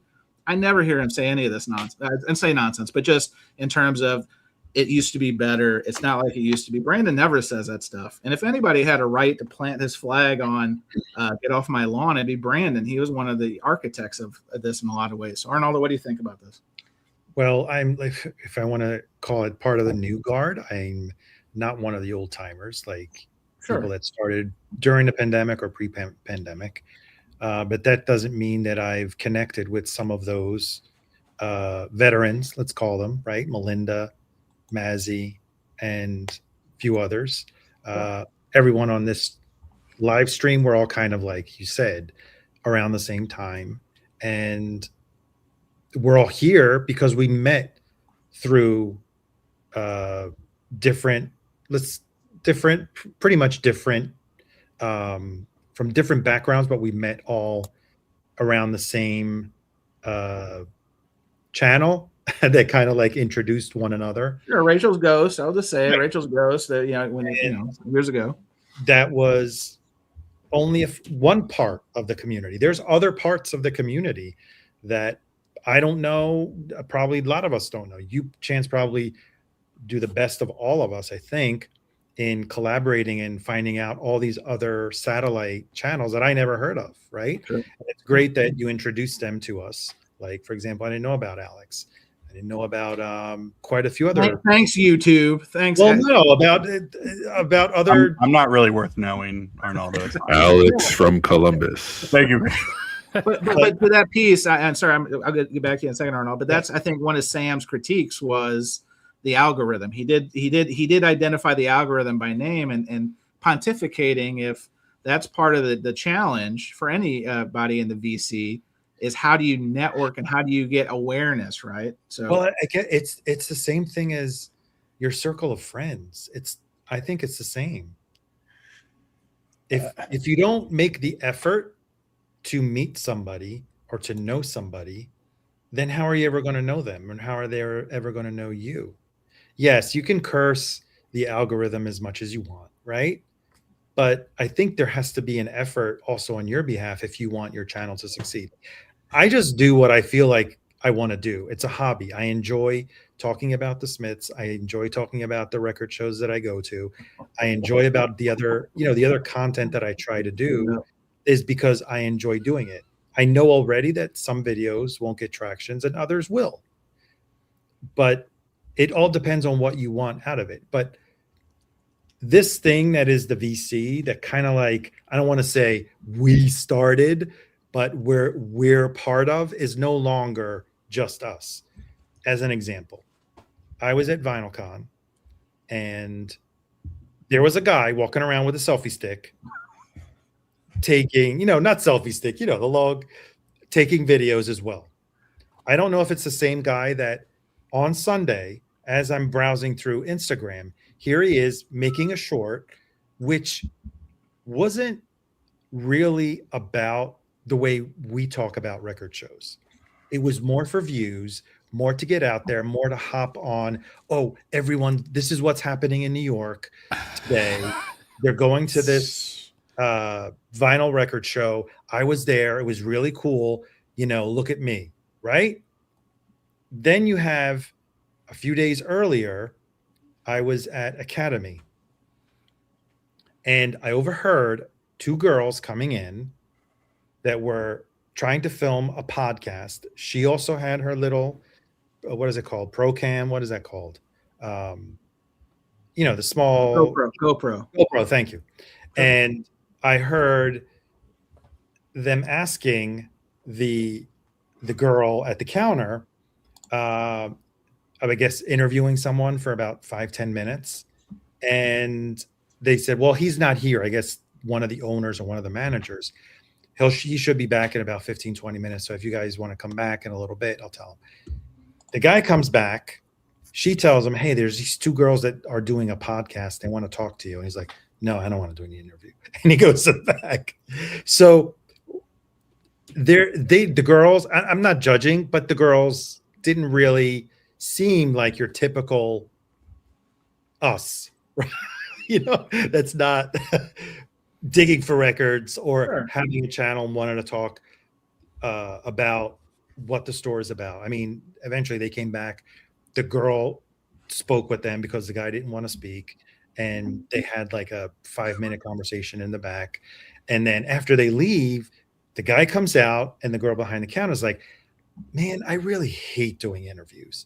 So I don't know, maybe they didn't enjoy the conversation with the girl, but I think it's indicative of, it's not just vinyl community, people looking for rare records, people digging for the grail, or, you know, going to record shows, going to record store day. It's now become a thing where there's going to be social media visibility if they hop on this new thing, which is records. Well, Rojas, don't you think that, I mean, it's only natural that this whole thing would change, evolve, change for the better? Question mark. I don't know. I mean, I go back to, as everyone knows, I used to work for Nike, and Mark Parker used to be the head of Nike, had a saying I always remember, even before I worked at Nike: adapt or die. Do it. No, just do it. Yeah. Adapt or die. I literally wrote this on a post-it. I posted this on a post-it note at my old desk at the previous job. Adapt or die. Rojas, do you think that there's some truth to that, in the sense that if you want longevity, like, it depends what your aims are, of course, but do you think that evolution was inevitable? Okay, before I say this, YouTube, other than, you know, showing records and, you know, it's also entertainment. I think Mazzy knows what I'm talking about. Like everyone on the panel knows it's entertainment. So just a heads up, everybody, okay? This is the Beach Boys. Oh, no. That sounds... No. Here we go. No. We just took him out. He's just talking. He doesn't realize he's been taken off the screen. Well, this is a no more pet sound. You didn't get my joke. It's entertainment. Did you see what I was doing? Like, I've been spinning this test pressing today, and it sounds so great from what I'm hearing. And it's all analog, AAA, 180 gram, mastered by this, you know, best engineering, person ever, Again, the pet sounds, we just cannot. We have. Do you see what I did? Do you see what I did? Got the most important part. It's the way it's cut from the tape that Brian Wilson wanted. Right, what he intended. Right. Okay, so now I'm going to put this down and be serious. Did you see what I just did? Right. It was super funny, entertaining, but we are getting that constantly. I'm not going to name names. I think you know them. But is that surprising, given how other communities, how this whole works? It's not, because, like you said, adapt, right? And this is part of that adapting. These, influencers, shills, whatever you want to call them, they exist now. Like, they're not going to go away. Okay, so for you VC olds, but it's true. And I'm gonna kick it to Alex on this next one. I want to go Columbus East, Columbus West here, or Columbus West, Columbus East. But I think that's true, because let's go the original VC, showing records, talking music, which still happens, by the way. We do it on this show. Other streams do it. We haven't showed a record yet. Well, here. Well, apart from Jason. Here, I'll show this pulp record. Okay. Oh, nice. But that's a story there. But anyway, so point is still the same. No, The center, the foundation, you showed the record. Now you got to tell us the backstory. It's a longer story. We'll get to it. We got time. We got the runway is wide, my friend. It's one wide. slipped through my hands at VinylCon. An original, the '95 original. UK. Really? Yes. How much? Oh, I don't know because the guy behind the table that always gets there first already had his stack of records, and in that stack, I was like, "What?" He liberated it from Clem. That's terrible. And then he's asking, "Should I buy this Lush record, dude? If you don't even know what it is, why are you buying it?" That's a whole nother conversation that we could spend an hour. In fact, we'll probably use that for the summer shows. But so Alex, obviously Sam's a friend of yours. I hope he's a friend of mine. I like to encourage him and put his stuff on the podcast because I do think he's talented. What are your thoughts about not only the high level, the video, but then also this evolution of the VC? Do you think it was always going to be this way, or should we delineate VC 1.0 from VC 2.0, VC 3.0, and what does that even look like at this point? Yeah, man, I don't know. I have a lot of thoughts. Here's the problem there, buddy. Let me tell you. Hang on, here's my beer. Okay, yeah, I have so many thoughts that like it's like a 45-minute video's worth rant of thoughts, and I also know that will do nothing. That will do two things. A, it will share my opinion, which I'm sure is valid and celebrated and blah, blah, blah. But two, and most importantly, all it does is stir the pot. All it does is stir the pot. And like you said before, look, Sam is one of my closest friends. I went to Sam's wedding. Like, Sam is a top 3, top 5 best friend of mine. So I'm not going to say anything negative about Sam. I will address the content in the sense that, I mean, again, there's so many different things to say here. My challenge with it is that there are so many people that talk about this thing called the VC, the vinyl community.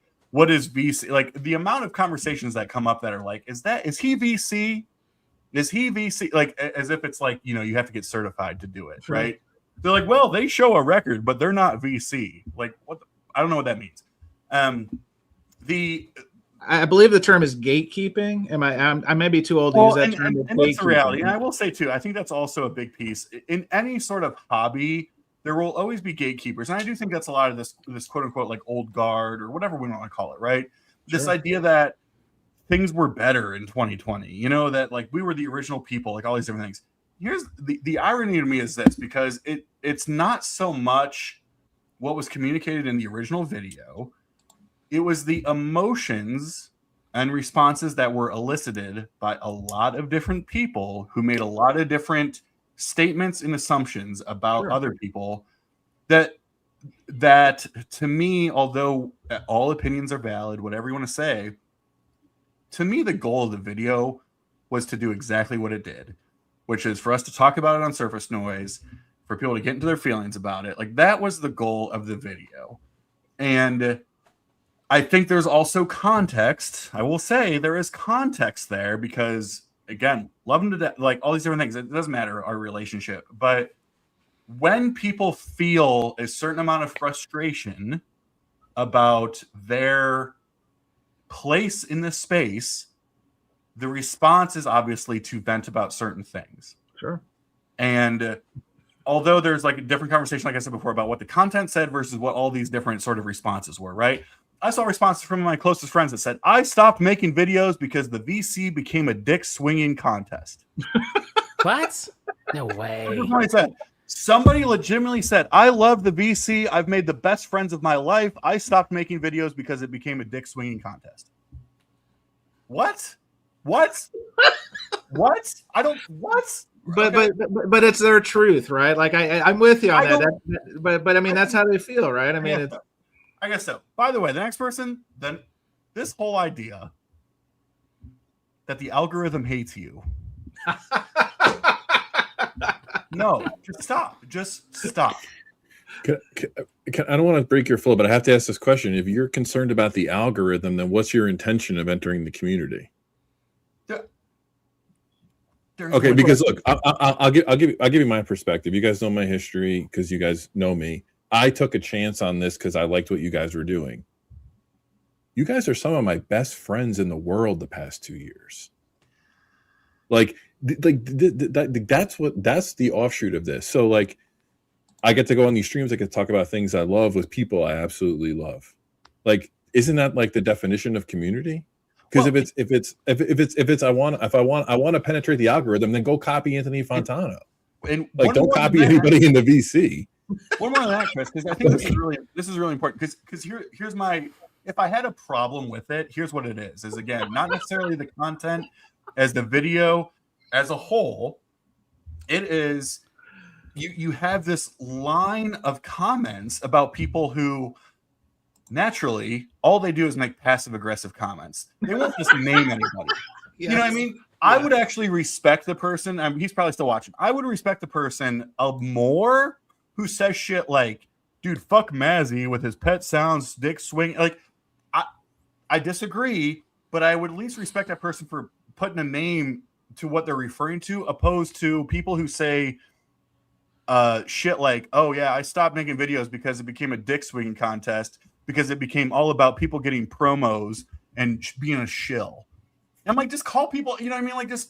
What? Listen. Jason is allowed to respond on that video any way he wants, Alex. Understand? Just heads up, if anyone is interested, Pet Sounds coming out DSS. I mean, it's right over here. But, you know, I've been spinning this test press today, and I've been really enjoying what I'm hearing. Okay. And this is all analog, you know, mastered by, you know, whoever. And it's from the original master tapes pressed, you know, at RTI. I mean, you gotta get it. Okay. Is that good? Did I do good? Pretty good. Pretty good. And here's the thing. 8 out of 10. 8 out of 10. There's so much to say, because then you get these response videos. and you have people like I know and love, and they're the sweetest guys, and they're amazing. And you know what they say? Chance, buddy, you know what they say, buddy? Tell me. As far as I'm concerned, there is no vinyl community. Well, so I'm glad you brought that up, Alex. Because you know why? Because it got too big. As if inherently, and this is the last thing I'll say, and then I'm just going to shut up and chug my beer. Here's the thing. I'm gonna do the thing. I will say this: anybody who's ever belonged to any sort of community ever, an inherent aspect and attribute to any community is that it is inclusive, it is welcoming, and it has a hope to welcome more people and grow. Number one.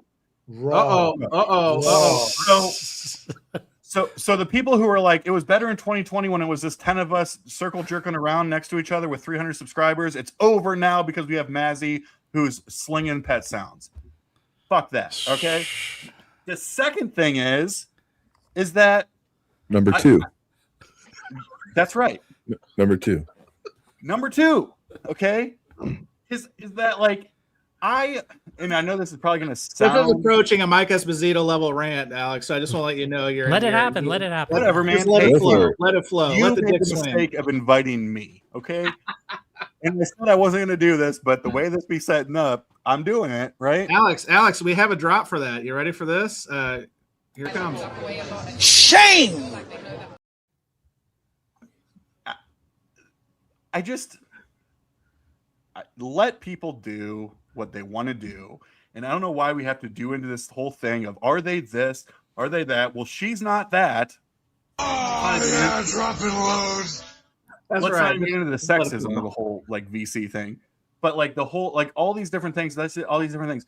It's like, I just don't understand. Look, the Rev is right. Get the poison out, Alex. Get the poison out. You can do it. What you need to do, and this is the last thing I'll say, if you want to get into the algorithm, because it's obviously a thing, make your little AI fucking generative thumbnails, and then claim that you support artists, and use your little AI generated music to say, use generative AI, and then claim that you support artists and independent artistry. That's my favorite thing. First of all, I think Billy Chris wants to know, Alex, beer 5 or 6? Beer 5 or 6? Which they were pints, so they were 16 ounces, so it gets a little bit convoluted in there. Math, Billy, I love you, brother. Though I've never met Billy, but Billy's a big fan of Billy. Well, Arnaldo, what was you were going to make a counterpoint about the community being inclusive, and so you feel differently. Tell us from your experience, how do you feel that's not necessarily the case here? That is the big falsehood that everyone that proposes a community that it is inclusive. Within the community, there is such thing as cliques. Which are not inherently bad, I will say. No, but they are exclusive within the community. I will bring an analogy. An analogy of the gay community. Okay. There is what is called, and Chris, you probably know this because you go to Provincetown. No, he knows the scene. Is this an exclusive? Service Noise exclusive? Chris is not gay. Happy Pride, Chris. Happy Pride, Chris. He goes to Provincetown, which is the gay vacation destination of the East Coast. Sure. It is a very welcoming community on. This is not setting up well for me. Let me go get my wife. Give me a second. So, no, just to make this very short, they have theme weeks. One of the weeks is called Bear Week, which makes you think that it is for big, burly men. Hairy dudes. That's right. Yes. Hairy dudes. I know that's right. Within that week, you will see, and these are the subgroups of this bear community. The muscle bears, the guys that work out and that are beefy and muscular. Thank you. The chubs, which are just big and fat. Oh my! Also, thank you. I'm learning so much tonight. then there are the otters, who are the slimmer, hairy guys. Shit, this is unbelievable! Wow. So within this community, you will see them at the parties, at the pool, all socializing amongst the sub communities in there. And the VC is no different. Sure. I'm sure you have the veterans that click only with the veterans, the new dudes like us that appeal to the new dudes. Then you have the shills. Then you have the people that think they know it all. So they're all micro communities of what they so call the VC. So that's just how it is. But here's my immediate question, Arnaldo, to you: is Vinyl They're Richie not an all otter? equal. Is he an otter? Huh? Is Vinyl Richie an otter? Do you think Vinyl Richie is an otter? He's a sea lion. He's a sea lion. Let's move on. Vinyl Richie, I hope you're watching. Vinyl Richie, my guy. You know, I'm blocked, by the way. I'm blocked. That's just and I think that translates to almost every community. And I see it in our community. It's the same thing. There are these cliques, these subgroups of people that within this general hobby of collecting vinyl and listening to music have found friendships or have developed friendships with people that they share an even more common interest. So Arnaldo, we got a question from Elliot. I'm getting even more confused. Is everyone gay? Elliot, yes. This is yes. If you have to ask, the answer is yes. The answer is yes.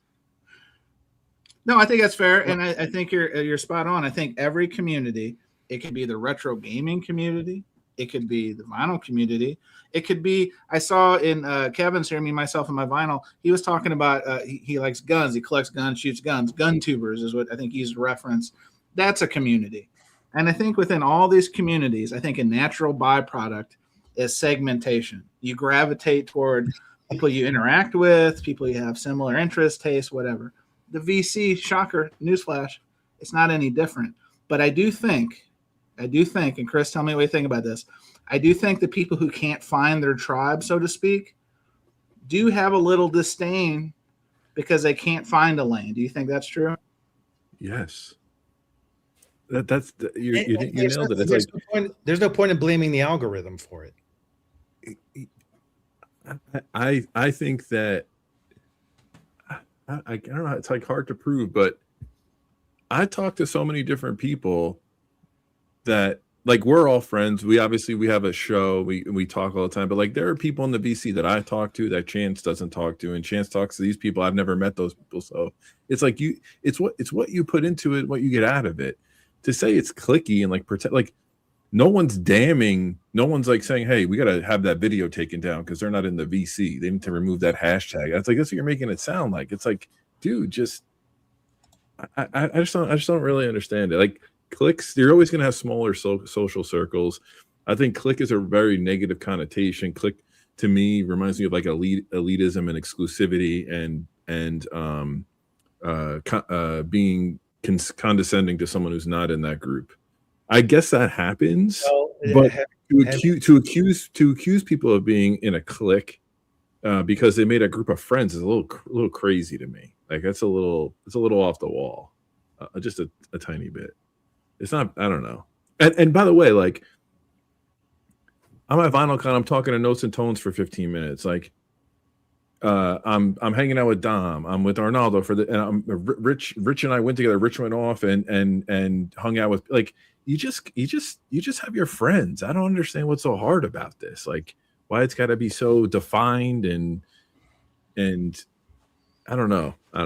Pigeonholed, is pigeonholed the right word? Like like put in a box. Do you think that's what you're kind of going for? Yeah, like you gotta say like, oh well, they're here and so they're in this lane. So now we're in this. It's like a West Side Story or something. I don't know. Oh, the Sharks and the Jets. I like what you did there, Alex. But all kidding aside, this is just this snobbery exists in the Fish community too. If you talk, Tokyo O'Brien was here, it always comes back to Fish. No, but hear me out. But there's Fish 1, 2, all the way up to 4.0. The 1.0ers are the people that were there in the 90s, and if they find out you're a 2.0, or they like shun you. You're like, oh, I'm sorry, I was born in 1990. How the hell could I have been in the clique when you were there? And it's kind of like the same thing. It's like this protectionism of an old guard. But if it doesn't evolve, then it dies. So you'd rather just have it die for your own championship. Like you'd rather be the guy like, oh, well, the VC's over now, and I was there when it was there, and now it doesn't exist anymore. It's like you should be doing what you want to do and continue doing what you want to do, and then people will find you. Like they just will. Alex, what do you got? Well, I think two things. I don't know how anybody look. I'm not saying that you have to agree with everything that's being done, and we're by the way, we're talking about a very specific, even in the grand scheme of things, niche sort of population who are making YouTube content. That doesn't even like if you scroll through Instagram and all the reels you come across of just all the different people who are like, here are 5 albums you need for your collection. And it's like, your Dark Sides and Rumors and all those different things, right? And so Yoko Ono, yeah. It's like that's a whole different side of it or whatever. I think, and I'm just gonna say it, right? Because I think we see this all of the time, is that it is a deflection to outsource blame and responsibility to anything and anyone else because we as individuals are not getting served in the way that we believe that we are entitled to. That's a very good point. And that's not anything personal against anybody else, but the amount of people who start a YouTube channel and say, I started a YouTube channel to make friends, and then have like this, which is great. That's amazing. Like that's to me, that's amazing. That's the GOAT. That's how it should be. But then have this little tagline at the end of it that says, I gave up growing my channel long ago because I knew I just wasn't going to crack into the algorithm. Alex, I have breaking news. We have a late joiner to the final 10 to 15 minutes of the program. Hey, did something come in the mail today? He's got his own intro music now. Let's go. Al Pacino is here. Today, go check it. It's these nuts. Your girlfriend come over. Black and white. Suck on black and white. I'm late for work. What time is it, Yeah, bro? black and white. Yeah, black and white. Let me borrow your car with the keys. Anyway, welcome Al Pacino. Al, thanks for joining the program. How was the soccer match? Mexico won. Well, good. So so you must feel good. Are the streets alive with pride right now in Monterey? Yeah, everybody's probably very drunk right now. But we're all very drunk here. Well, we're very drunk here. Alex is drinking for everybody on the panel. This is working out well. Yeah, I'm gonna go get a drink as well. That's right. Okay. That's right. What the fuck is? What was the topic? I didn't even. But I just want to finish this point because that's it. Like the amount there are a lot of people who claim that they do these things in order to find community and to find friendships and connections and to share their experiences and all those different things. And like that should be the goal. That's amazing. And I don't care whether somebody has 1 subscriber or 1 million subscribers. If that's their goal and that's what they're trying to do, then incredible, right?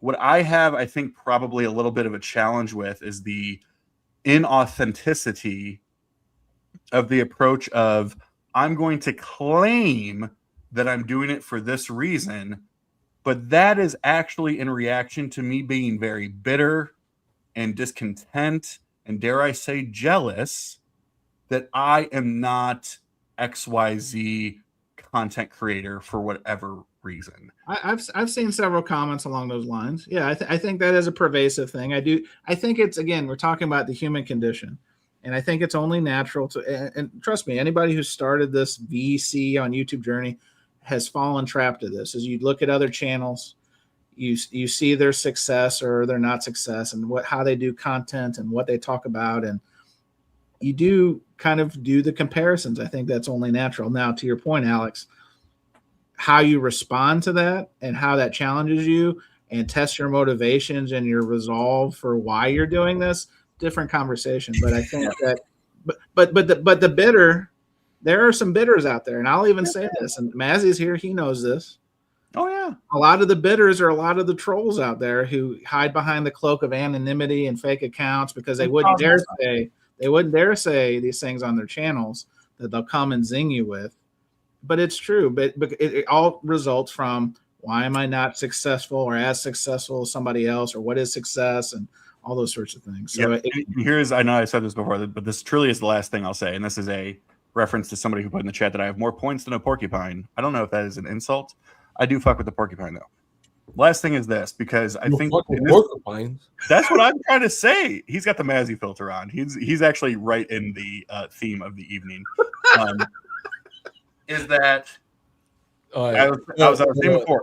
The theme is always, I don't know it till Rhino does it. It didn't exist until Rhino did it. You're right. But Alex, what the fuck is this, Ben? Oh, I love it. The new Rhino High Fidelity. 2 points, because I'm going to throw out an important, what I think, reissue. I'm going to make it big because I'm going to do a wardrobe change. Go ahead. Thank you so much. Appreciate that. Because I'm big, remembering the train of thought here. So I was giving the example that on its surface, the video, there was not anything in particular that really like frustrated me or whatever, but it was these influx of all these comments of people who would say things that, for me, when I say take it personally, I don't mean like, oh, I am so offended by this, I am upset now, like people are coming after me. It's not what it's about. But you start thinking about these things from an impact standpoint of, when somebody says XYZ, who are they referring to, right? So you would get some of these comments that said, yeah, man, like I agree. I used to love YouTube and the vinyl community, and then people started selling T-shirts and mugs. And I was like, shit, I sell T-shirts and mugs. Like, Groove Seeker's been talking about buying a hoodie from me for 6 fucking months. You know what I mean? In the summer won't. And I was like, am I a piece of shit? Because I think Beer and Vinyl is a dope brand, by the way. Beerandvinyl.com for all your overpriced mug needs. Oh, chill. But Alex from Columbus. The pint glasses shit. The pint glass is shit from Latvia, and they do really good on glass. They do. Looks good. So that's one side of it, and that's so. There's a lot of those different things where people will say these things where you're like, wait, who are you referring to here? Because my whole strategy with this has always just been like, we all at some point or another just turn on our phone and talk about music in a stupid phone. Like, just do it and have fun doing it. Like, it's not that deep. The second and most important thing, because we were doing some breaking news earlier about some different reissues. I know we're talking audiophile stuff. Yeah. For those who did not see, for any fans of the dream pop / shoegaze world, specifically fans of Slowdive, the Mojave 3, all of their 5 records are getting reissued, which I think is very exciting. The box set, which includes those 5 records, those were the records that were sort of recorded after Slow Dive originally broke up, and then they later came back. The box set is sold out. I think it was limited to like 2,000 or 1,500 or something like that. But anyway, just letting you all know, in the Dream Pop, Shoegaze world, fans of Slow Dive, Mojave 3, those 5 records are all getting a reissue. I think that's a cool thing. There you go. That's all I got. Thank you. Listen, Alex, thank you. And I appreciate you going on a few minutes there. I needed to change my wardrobe. Listen, coming to the merch store is the Blessed by Bong t-shirt. Again, this is a sign that this is for VC 3.0. If you have not been blessed by Bong, then get out of here. You are excommunicated from the VC from now on. If you don't have the Blessed by Bong shirt, surfacenoisestore.com. Thank you. I never want to see that shirt again in my life. I'm rocking mine at FMU. I can't wait. So Jose, people are going to go ahead. No, go ahead. Well, I was going to say, so to catch you up as we're winding down the show, the topic was is the VC changed for the better? Because it's making some people question why they're here, question why this isn't like it used to be when the founding fathers were showing Steely Dan Asia and showing all the usual Pink Floyd, Dark Side, Harvest pressing, and all that kind of stuff. So the question is, Jose, or I'm sorry, Al Pacino, do you think Dunkachino, do you think that the VC has made collecting records for the better? Go. No. And why? I think, well, during the pre-pandemic, I think there were a lot of people doing videos of records they liked. And even in the audiophile world, if you remember, we were still talking about how, I don't know, certain releases that caught their attention because they were going to be released. But during the pandemic, it was horrible because everyone was telling you that every single record was so good, you got to buy them all. I remember those days. Yes. That's how we all own Muddy Waters Folk Singer. Not everyone. All fucking own that shit. Not everyone. And Jason I didn't bite from that apple. I did not bite from. Raise your hand if you bought Muddy Waters Folk Singer. Raise your hand if you owned it in a format before you had it on vinyl. On MP3. It sounds like he's in your living room. It sounds like he's pointing to you. It's gonna blow you away. It's gonna blow you away, man. But anyway, so after that happened, I think for the past 2 or 3 years, I think it's a little exhausting how, we've talked about it to death, but every single reissue label are copying each other's homework, and they're all releasing the same fucking record every 8 to 9 months. It's embarrassing. I don't know how that happens. I don't know, normally you have brands like, I don't know, if you have Coca-Cola do a flavor and then Pepsi does the same, everybody will go mad, but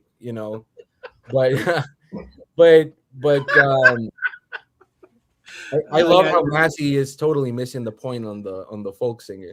It's not about the fucking record, Massey. Anyways, so I think that I just think it's very sad because we happen to only be talking about the same 3 or 4 records for all bands, and I don't know. And if you don't do that, if you're talking about, I don't know, whatever, right? If you're talking about the hits, but you're talking about the live record, you're trying to be edgy and shit because you're talking about a record nobody cares or whatever. And I think that's dumb. If you like a record and you have a channel and you want to talk about it, you don't always have to be selling. And if you're selling, I also think you should have a moral code to when to tell someone, hey, this reissue is unnecessary or it doesn't sound good, or it's just plain out boring. You know, Jose, I hate to interrupt you, but we've got a we got a satellite feed from Salina. Caller, line 1. And so the only place we can get is Italy. Wow. Very deep. Jose, I mean, some of these things can only be imported from Italy. Come on. Wow. I mean, how can anyone, did you know that diapers from Italy? Did you know that? All right. So if I make a video, I shouldn't so. It's called hype train. That paper came from Italy. Please don't let me do the joke 3 times. Please don't let me do the joke 3 times. Oh, just a heads up, if anyone is interested.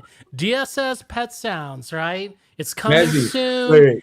I've been spinning the test pressing today and been really enjoying what I'm hearing. This is all analog, one step, cut by whatever, some great mastering engineer. Jose, original master RTI. Do I get points for not making a Pet Sounds DSS yes, video? you get 1,000 points. Can I quickly answer to Mazzy? Can you put Mazzy's comment? Hang on. Mazzy's comment, he says, you do know major labels know what sells, so they repress the same. No, they don't. That's why they went broke the first time, and then indie labels had to pick up vinyl, and they put it up in the map again. It was not major labels. Major labels are just tailing whatever the fuck independent labels were doing at the end of the early 2000s.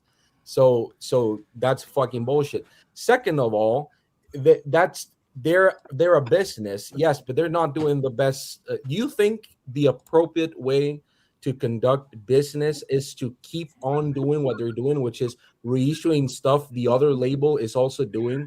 There's going to be a fatigue. It's just a matter of who's doing it first, so I can ignore the other ones. You know, they've made me get bored of records I actually love. You know how I absolutely love the Stooges. All these fucking boring ass reissues. Are you scoring these? I bought the Rhino one. It sounds like dog crap. Right, Mazzy? If you don't like bad words, I'm gonna say it in the softest way possible I can do. It doesn't sound good. The mastering sounds like a save copy, like a digital save copy that somebody did a long time ago. It probably sounded great on CD when they put it back first time on CD. It sounds amazing, but that's it. It doesn't. The cover looks great. I'm gonna give you points for that if I could keep the cover, but the record doesn't sound good. And then MoFi does it. I have fatigue, and I think most people have fatigue. So Jose, it's not real until you see the EQ, Dolby, copy, tape, circa 72. We don't know. You know, we're gonna throw that year there because it's that Sharpie looks. We got to thank that seasoned audiophile. That's why. Jason, there we go. Because they matched up. They matched it up, and the timings were exactly the same, so they think it was the 1972 tape because it could not be the 72 because it matched perfectly. Please give it to them. Well, but again, one more thing. You're hyping up this DSS while you have the vinyl file hanging right behind you. This is going back to my point, everybody. It doesn't say much for your integrity. This is YouTube. This is YouTube. We're going to bring it down. This is you and Alex. You know what I'm doing here. This is just entertainment. You see what I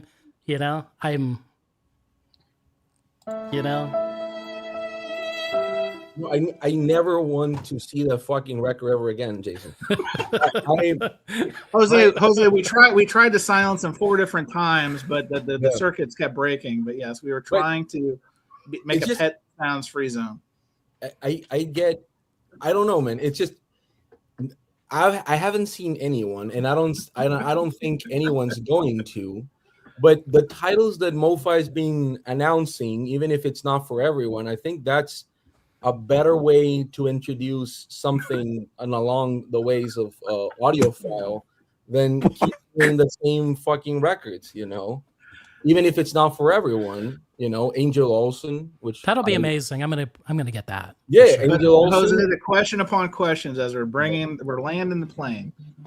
Do you regret putting yourself on YouTube and joining the vinyl community directly or See, this is the tough one. This is the Well, tough one. No, because I think most people know that, you know, if I don't like something, I'm gonna say it, and if I like something, I'm gonna say it. I don't really mind when people don't like what I like, because I accept that, you know. No. What I'm talking about is just overall your experience, trying to bring it home. Are you glad you've made this journey to join the vinyl community on YouTube? Yeah, you know, I think I've done good friends, and I normally get my point across, even if people dismiss it immediately if I say a bad word. But it's also to make you a little conscious of what I'm saying, you know, because again, no, I'm not naming any names, right, Mazzy? But sometimes you want to hear it from someone. If I trust someone, right? Like when I was a kid, I trusted my literature teacher, and if they said, "Hey, you know what? Catcher in the Rye is horrible. Don't read it," I would have not read it, you know. But the thing about it is that they, you know, I take my word for it. So if you like someone's channel and they tell you, hey, you know what, this record is really good, you might check it out. But checking it out in the VC means buying it, paying money for it. So, and that FOMO of buy it now, cry later, some labels do work like that, some don't, you know. But yeah, Messi, but still, like, you know, I think that the idea of, if I don't like something, I'm not gonna talk about it, it's horrible. If you have Hang on, Arnaldo is showing a banner. It says it's the lovely David Duchovny. It says trust no one except Mulder. You guys this a can Rob always Walker trust Mulder. meme? That's right. Is this a Rob Walker meme? That'd be Gillian Anderson, not David Duchovny. Because Yeah, but you know, Rob Walker probably what do you call that? Joking aside, amongst the friends that you know, and with time, you learn to trust people, because whether you have the same music taste and someone recommends another record, you'll like, oh, Jose recommended that record. I know what I can expect from Jose's recommendation, right? Because I know Jose's taste, which is, you know, huge. It's various. And I know when Chris tells me some jazz record is good, is okay, entertaining, oh man, this is a staple, I know what to take from that. The same thing, I know the people that know how to listen to records, and I'll be like, that sounds like shit. I don't know. your recommendations of it sounds like shit really don't match with mine. But this is a good way to close the show. And I'm sorry, Billy Hurst has been a great contributor tonight to the chat. He asked, when are we going to start talking about slabbing records? Billy, we're out of time.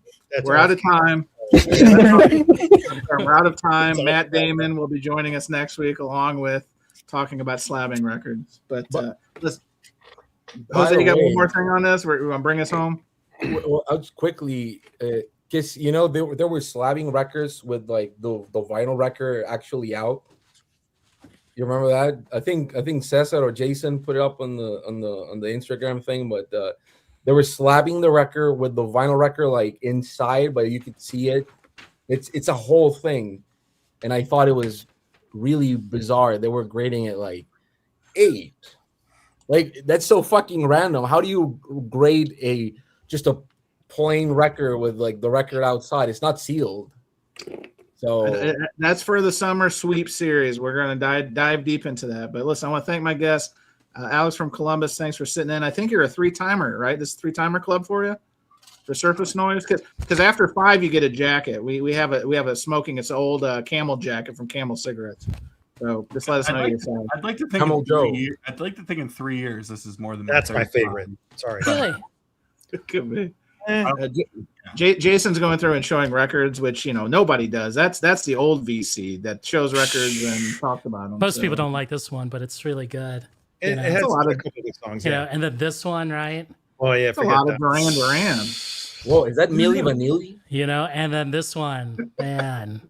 It looked like Milli Vanilli, Cody. I mean, this is a stack, right? Yesterday. This is a stack. Jose, it's just Vanilli.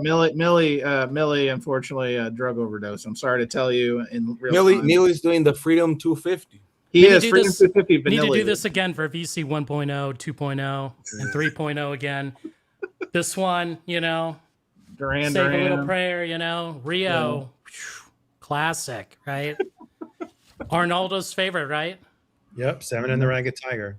That's a horrible cover, by the way. What? It looks like. I shit. mean, look at John Taylor's not red the gloves. photo, not the photo itself, but like the map thing going on the thing. Indiana Jones, come on now, think about this. What the? That doesn't look anything like Indiana Jones. Wait, what are you talking about? There's the map. What else can you do here? What the? Notorious. They lost two of the Taylor brothers. They were not brothers. Oh no! Oh, is that even better? Like, this is cool. Is that the Oh man, like the lady at the back. Woo, man. Christy Turlington. That's a cool photo in the back. Oh yeah. Ink? I mean, yeah, better things. I mean, this one was not good, right? Look at this. Like Liberty. Yeah, and then damn, is that? Well, Jason, thank you for letting us come home on a record showing tip, because we would only be branded as non-VC, and nobody needs that. Nobody needs that. Especially gotta show some records, man. We got to show some records, because ultimately that's what brought us here. So thank everybody in the chat. Thank everybody on screen, off screen, behind screen, the haters, the appreciators. Chris is showing, is this the immediate bong count? We got 11. Pretty impressive. Hold on. Oh, this one's from the chat too. Oh no, the pet sounds come on. Also 11. Oh god. You know what I'm saying? Unbelievable, guys. I think here's the great news of the stream. We actually had two non-men in the audience. Melinda Murphy was here. Emma was here. I mean, we're breaking new ground. So VC 1.0, stick that in your pipe. Just heads up, everybody. This DSS Pet Sounds. Damn, 12. It's scheduled pre-orders. Sold out. I've been spinning this test press today, and I've been enjoying. Really, what I'm hearing so far, it's AAA, all analog, mastered by some great mastering engineer in the sky. Original master tapes pressed at RTI. Brian Wilson said artist intent. 11 out of 10. I'm gonna have to wait for the Analog Sparks version. Man. All right. Well, what a strong showing. Again, come on. Do what you want because you want to, and we'll see you next week. Thanks, everybody.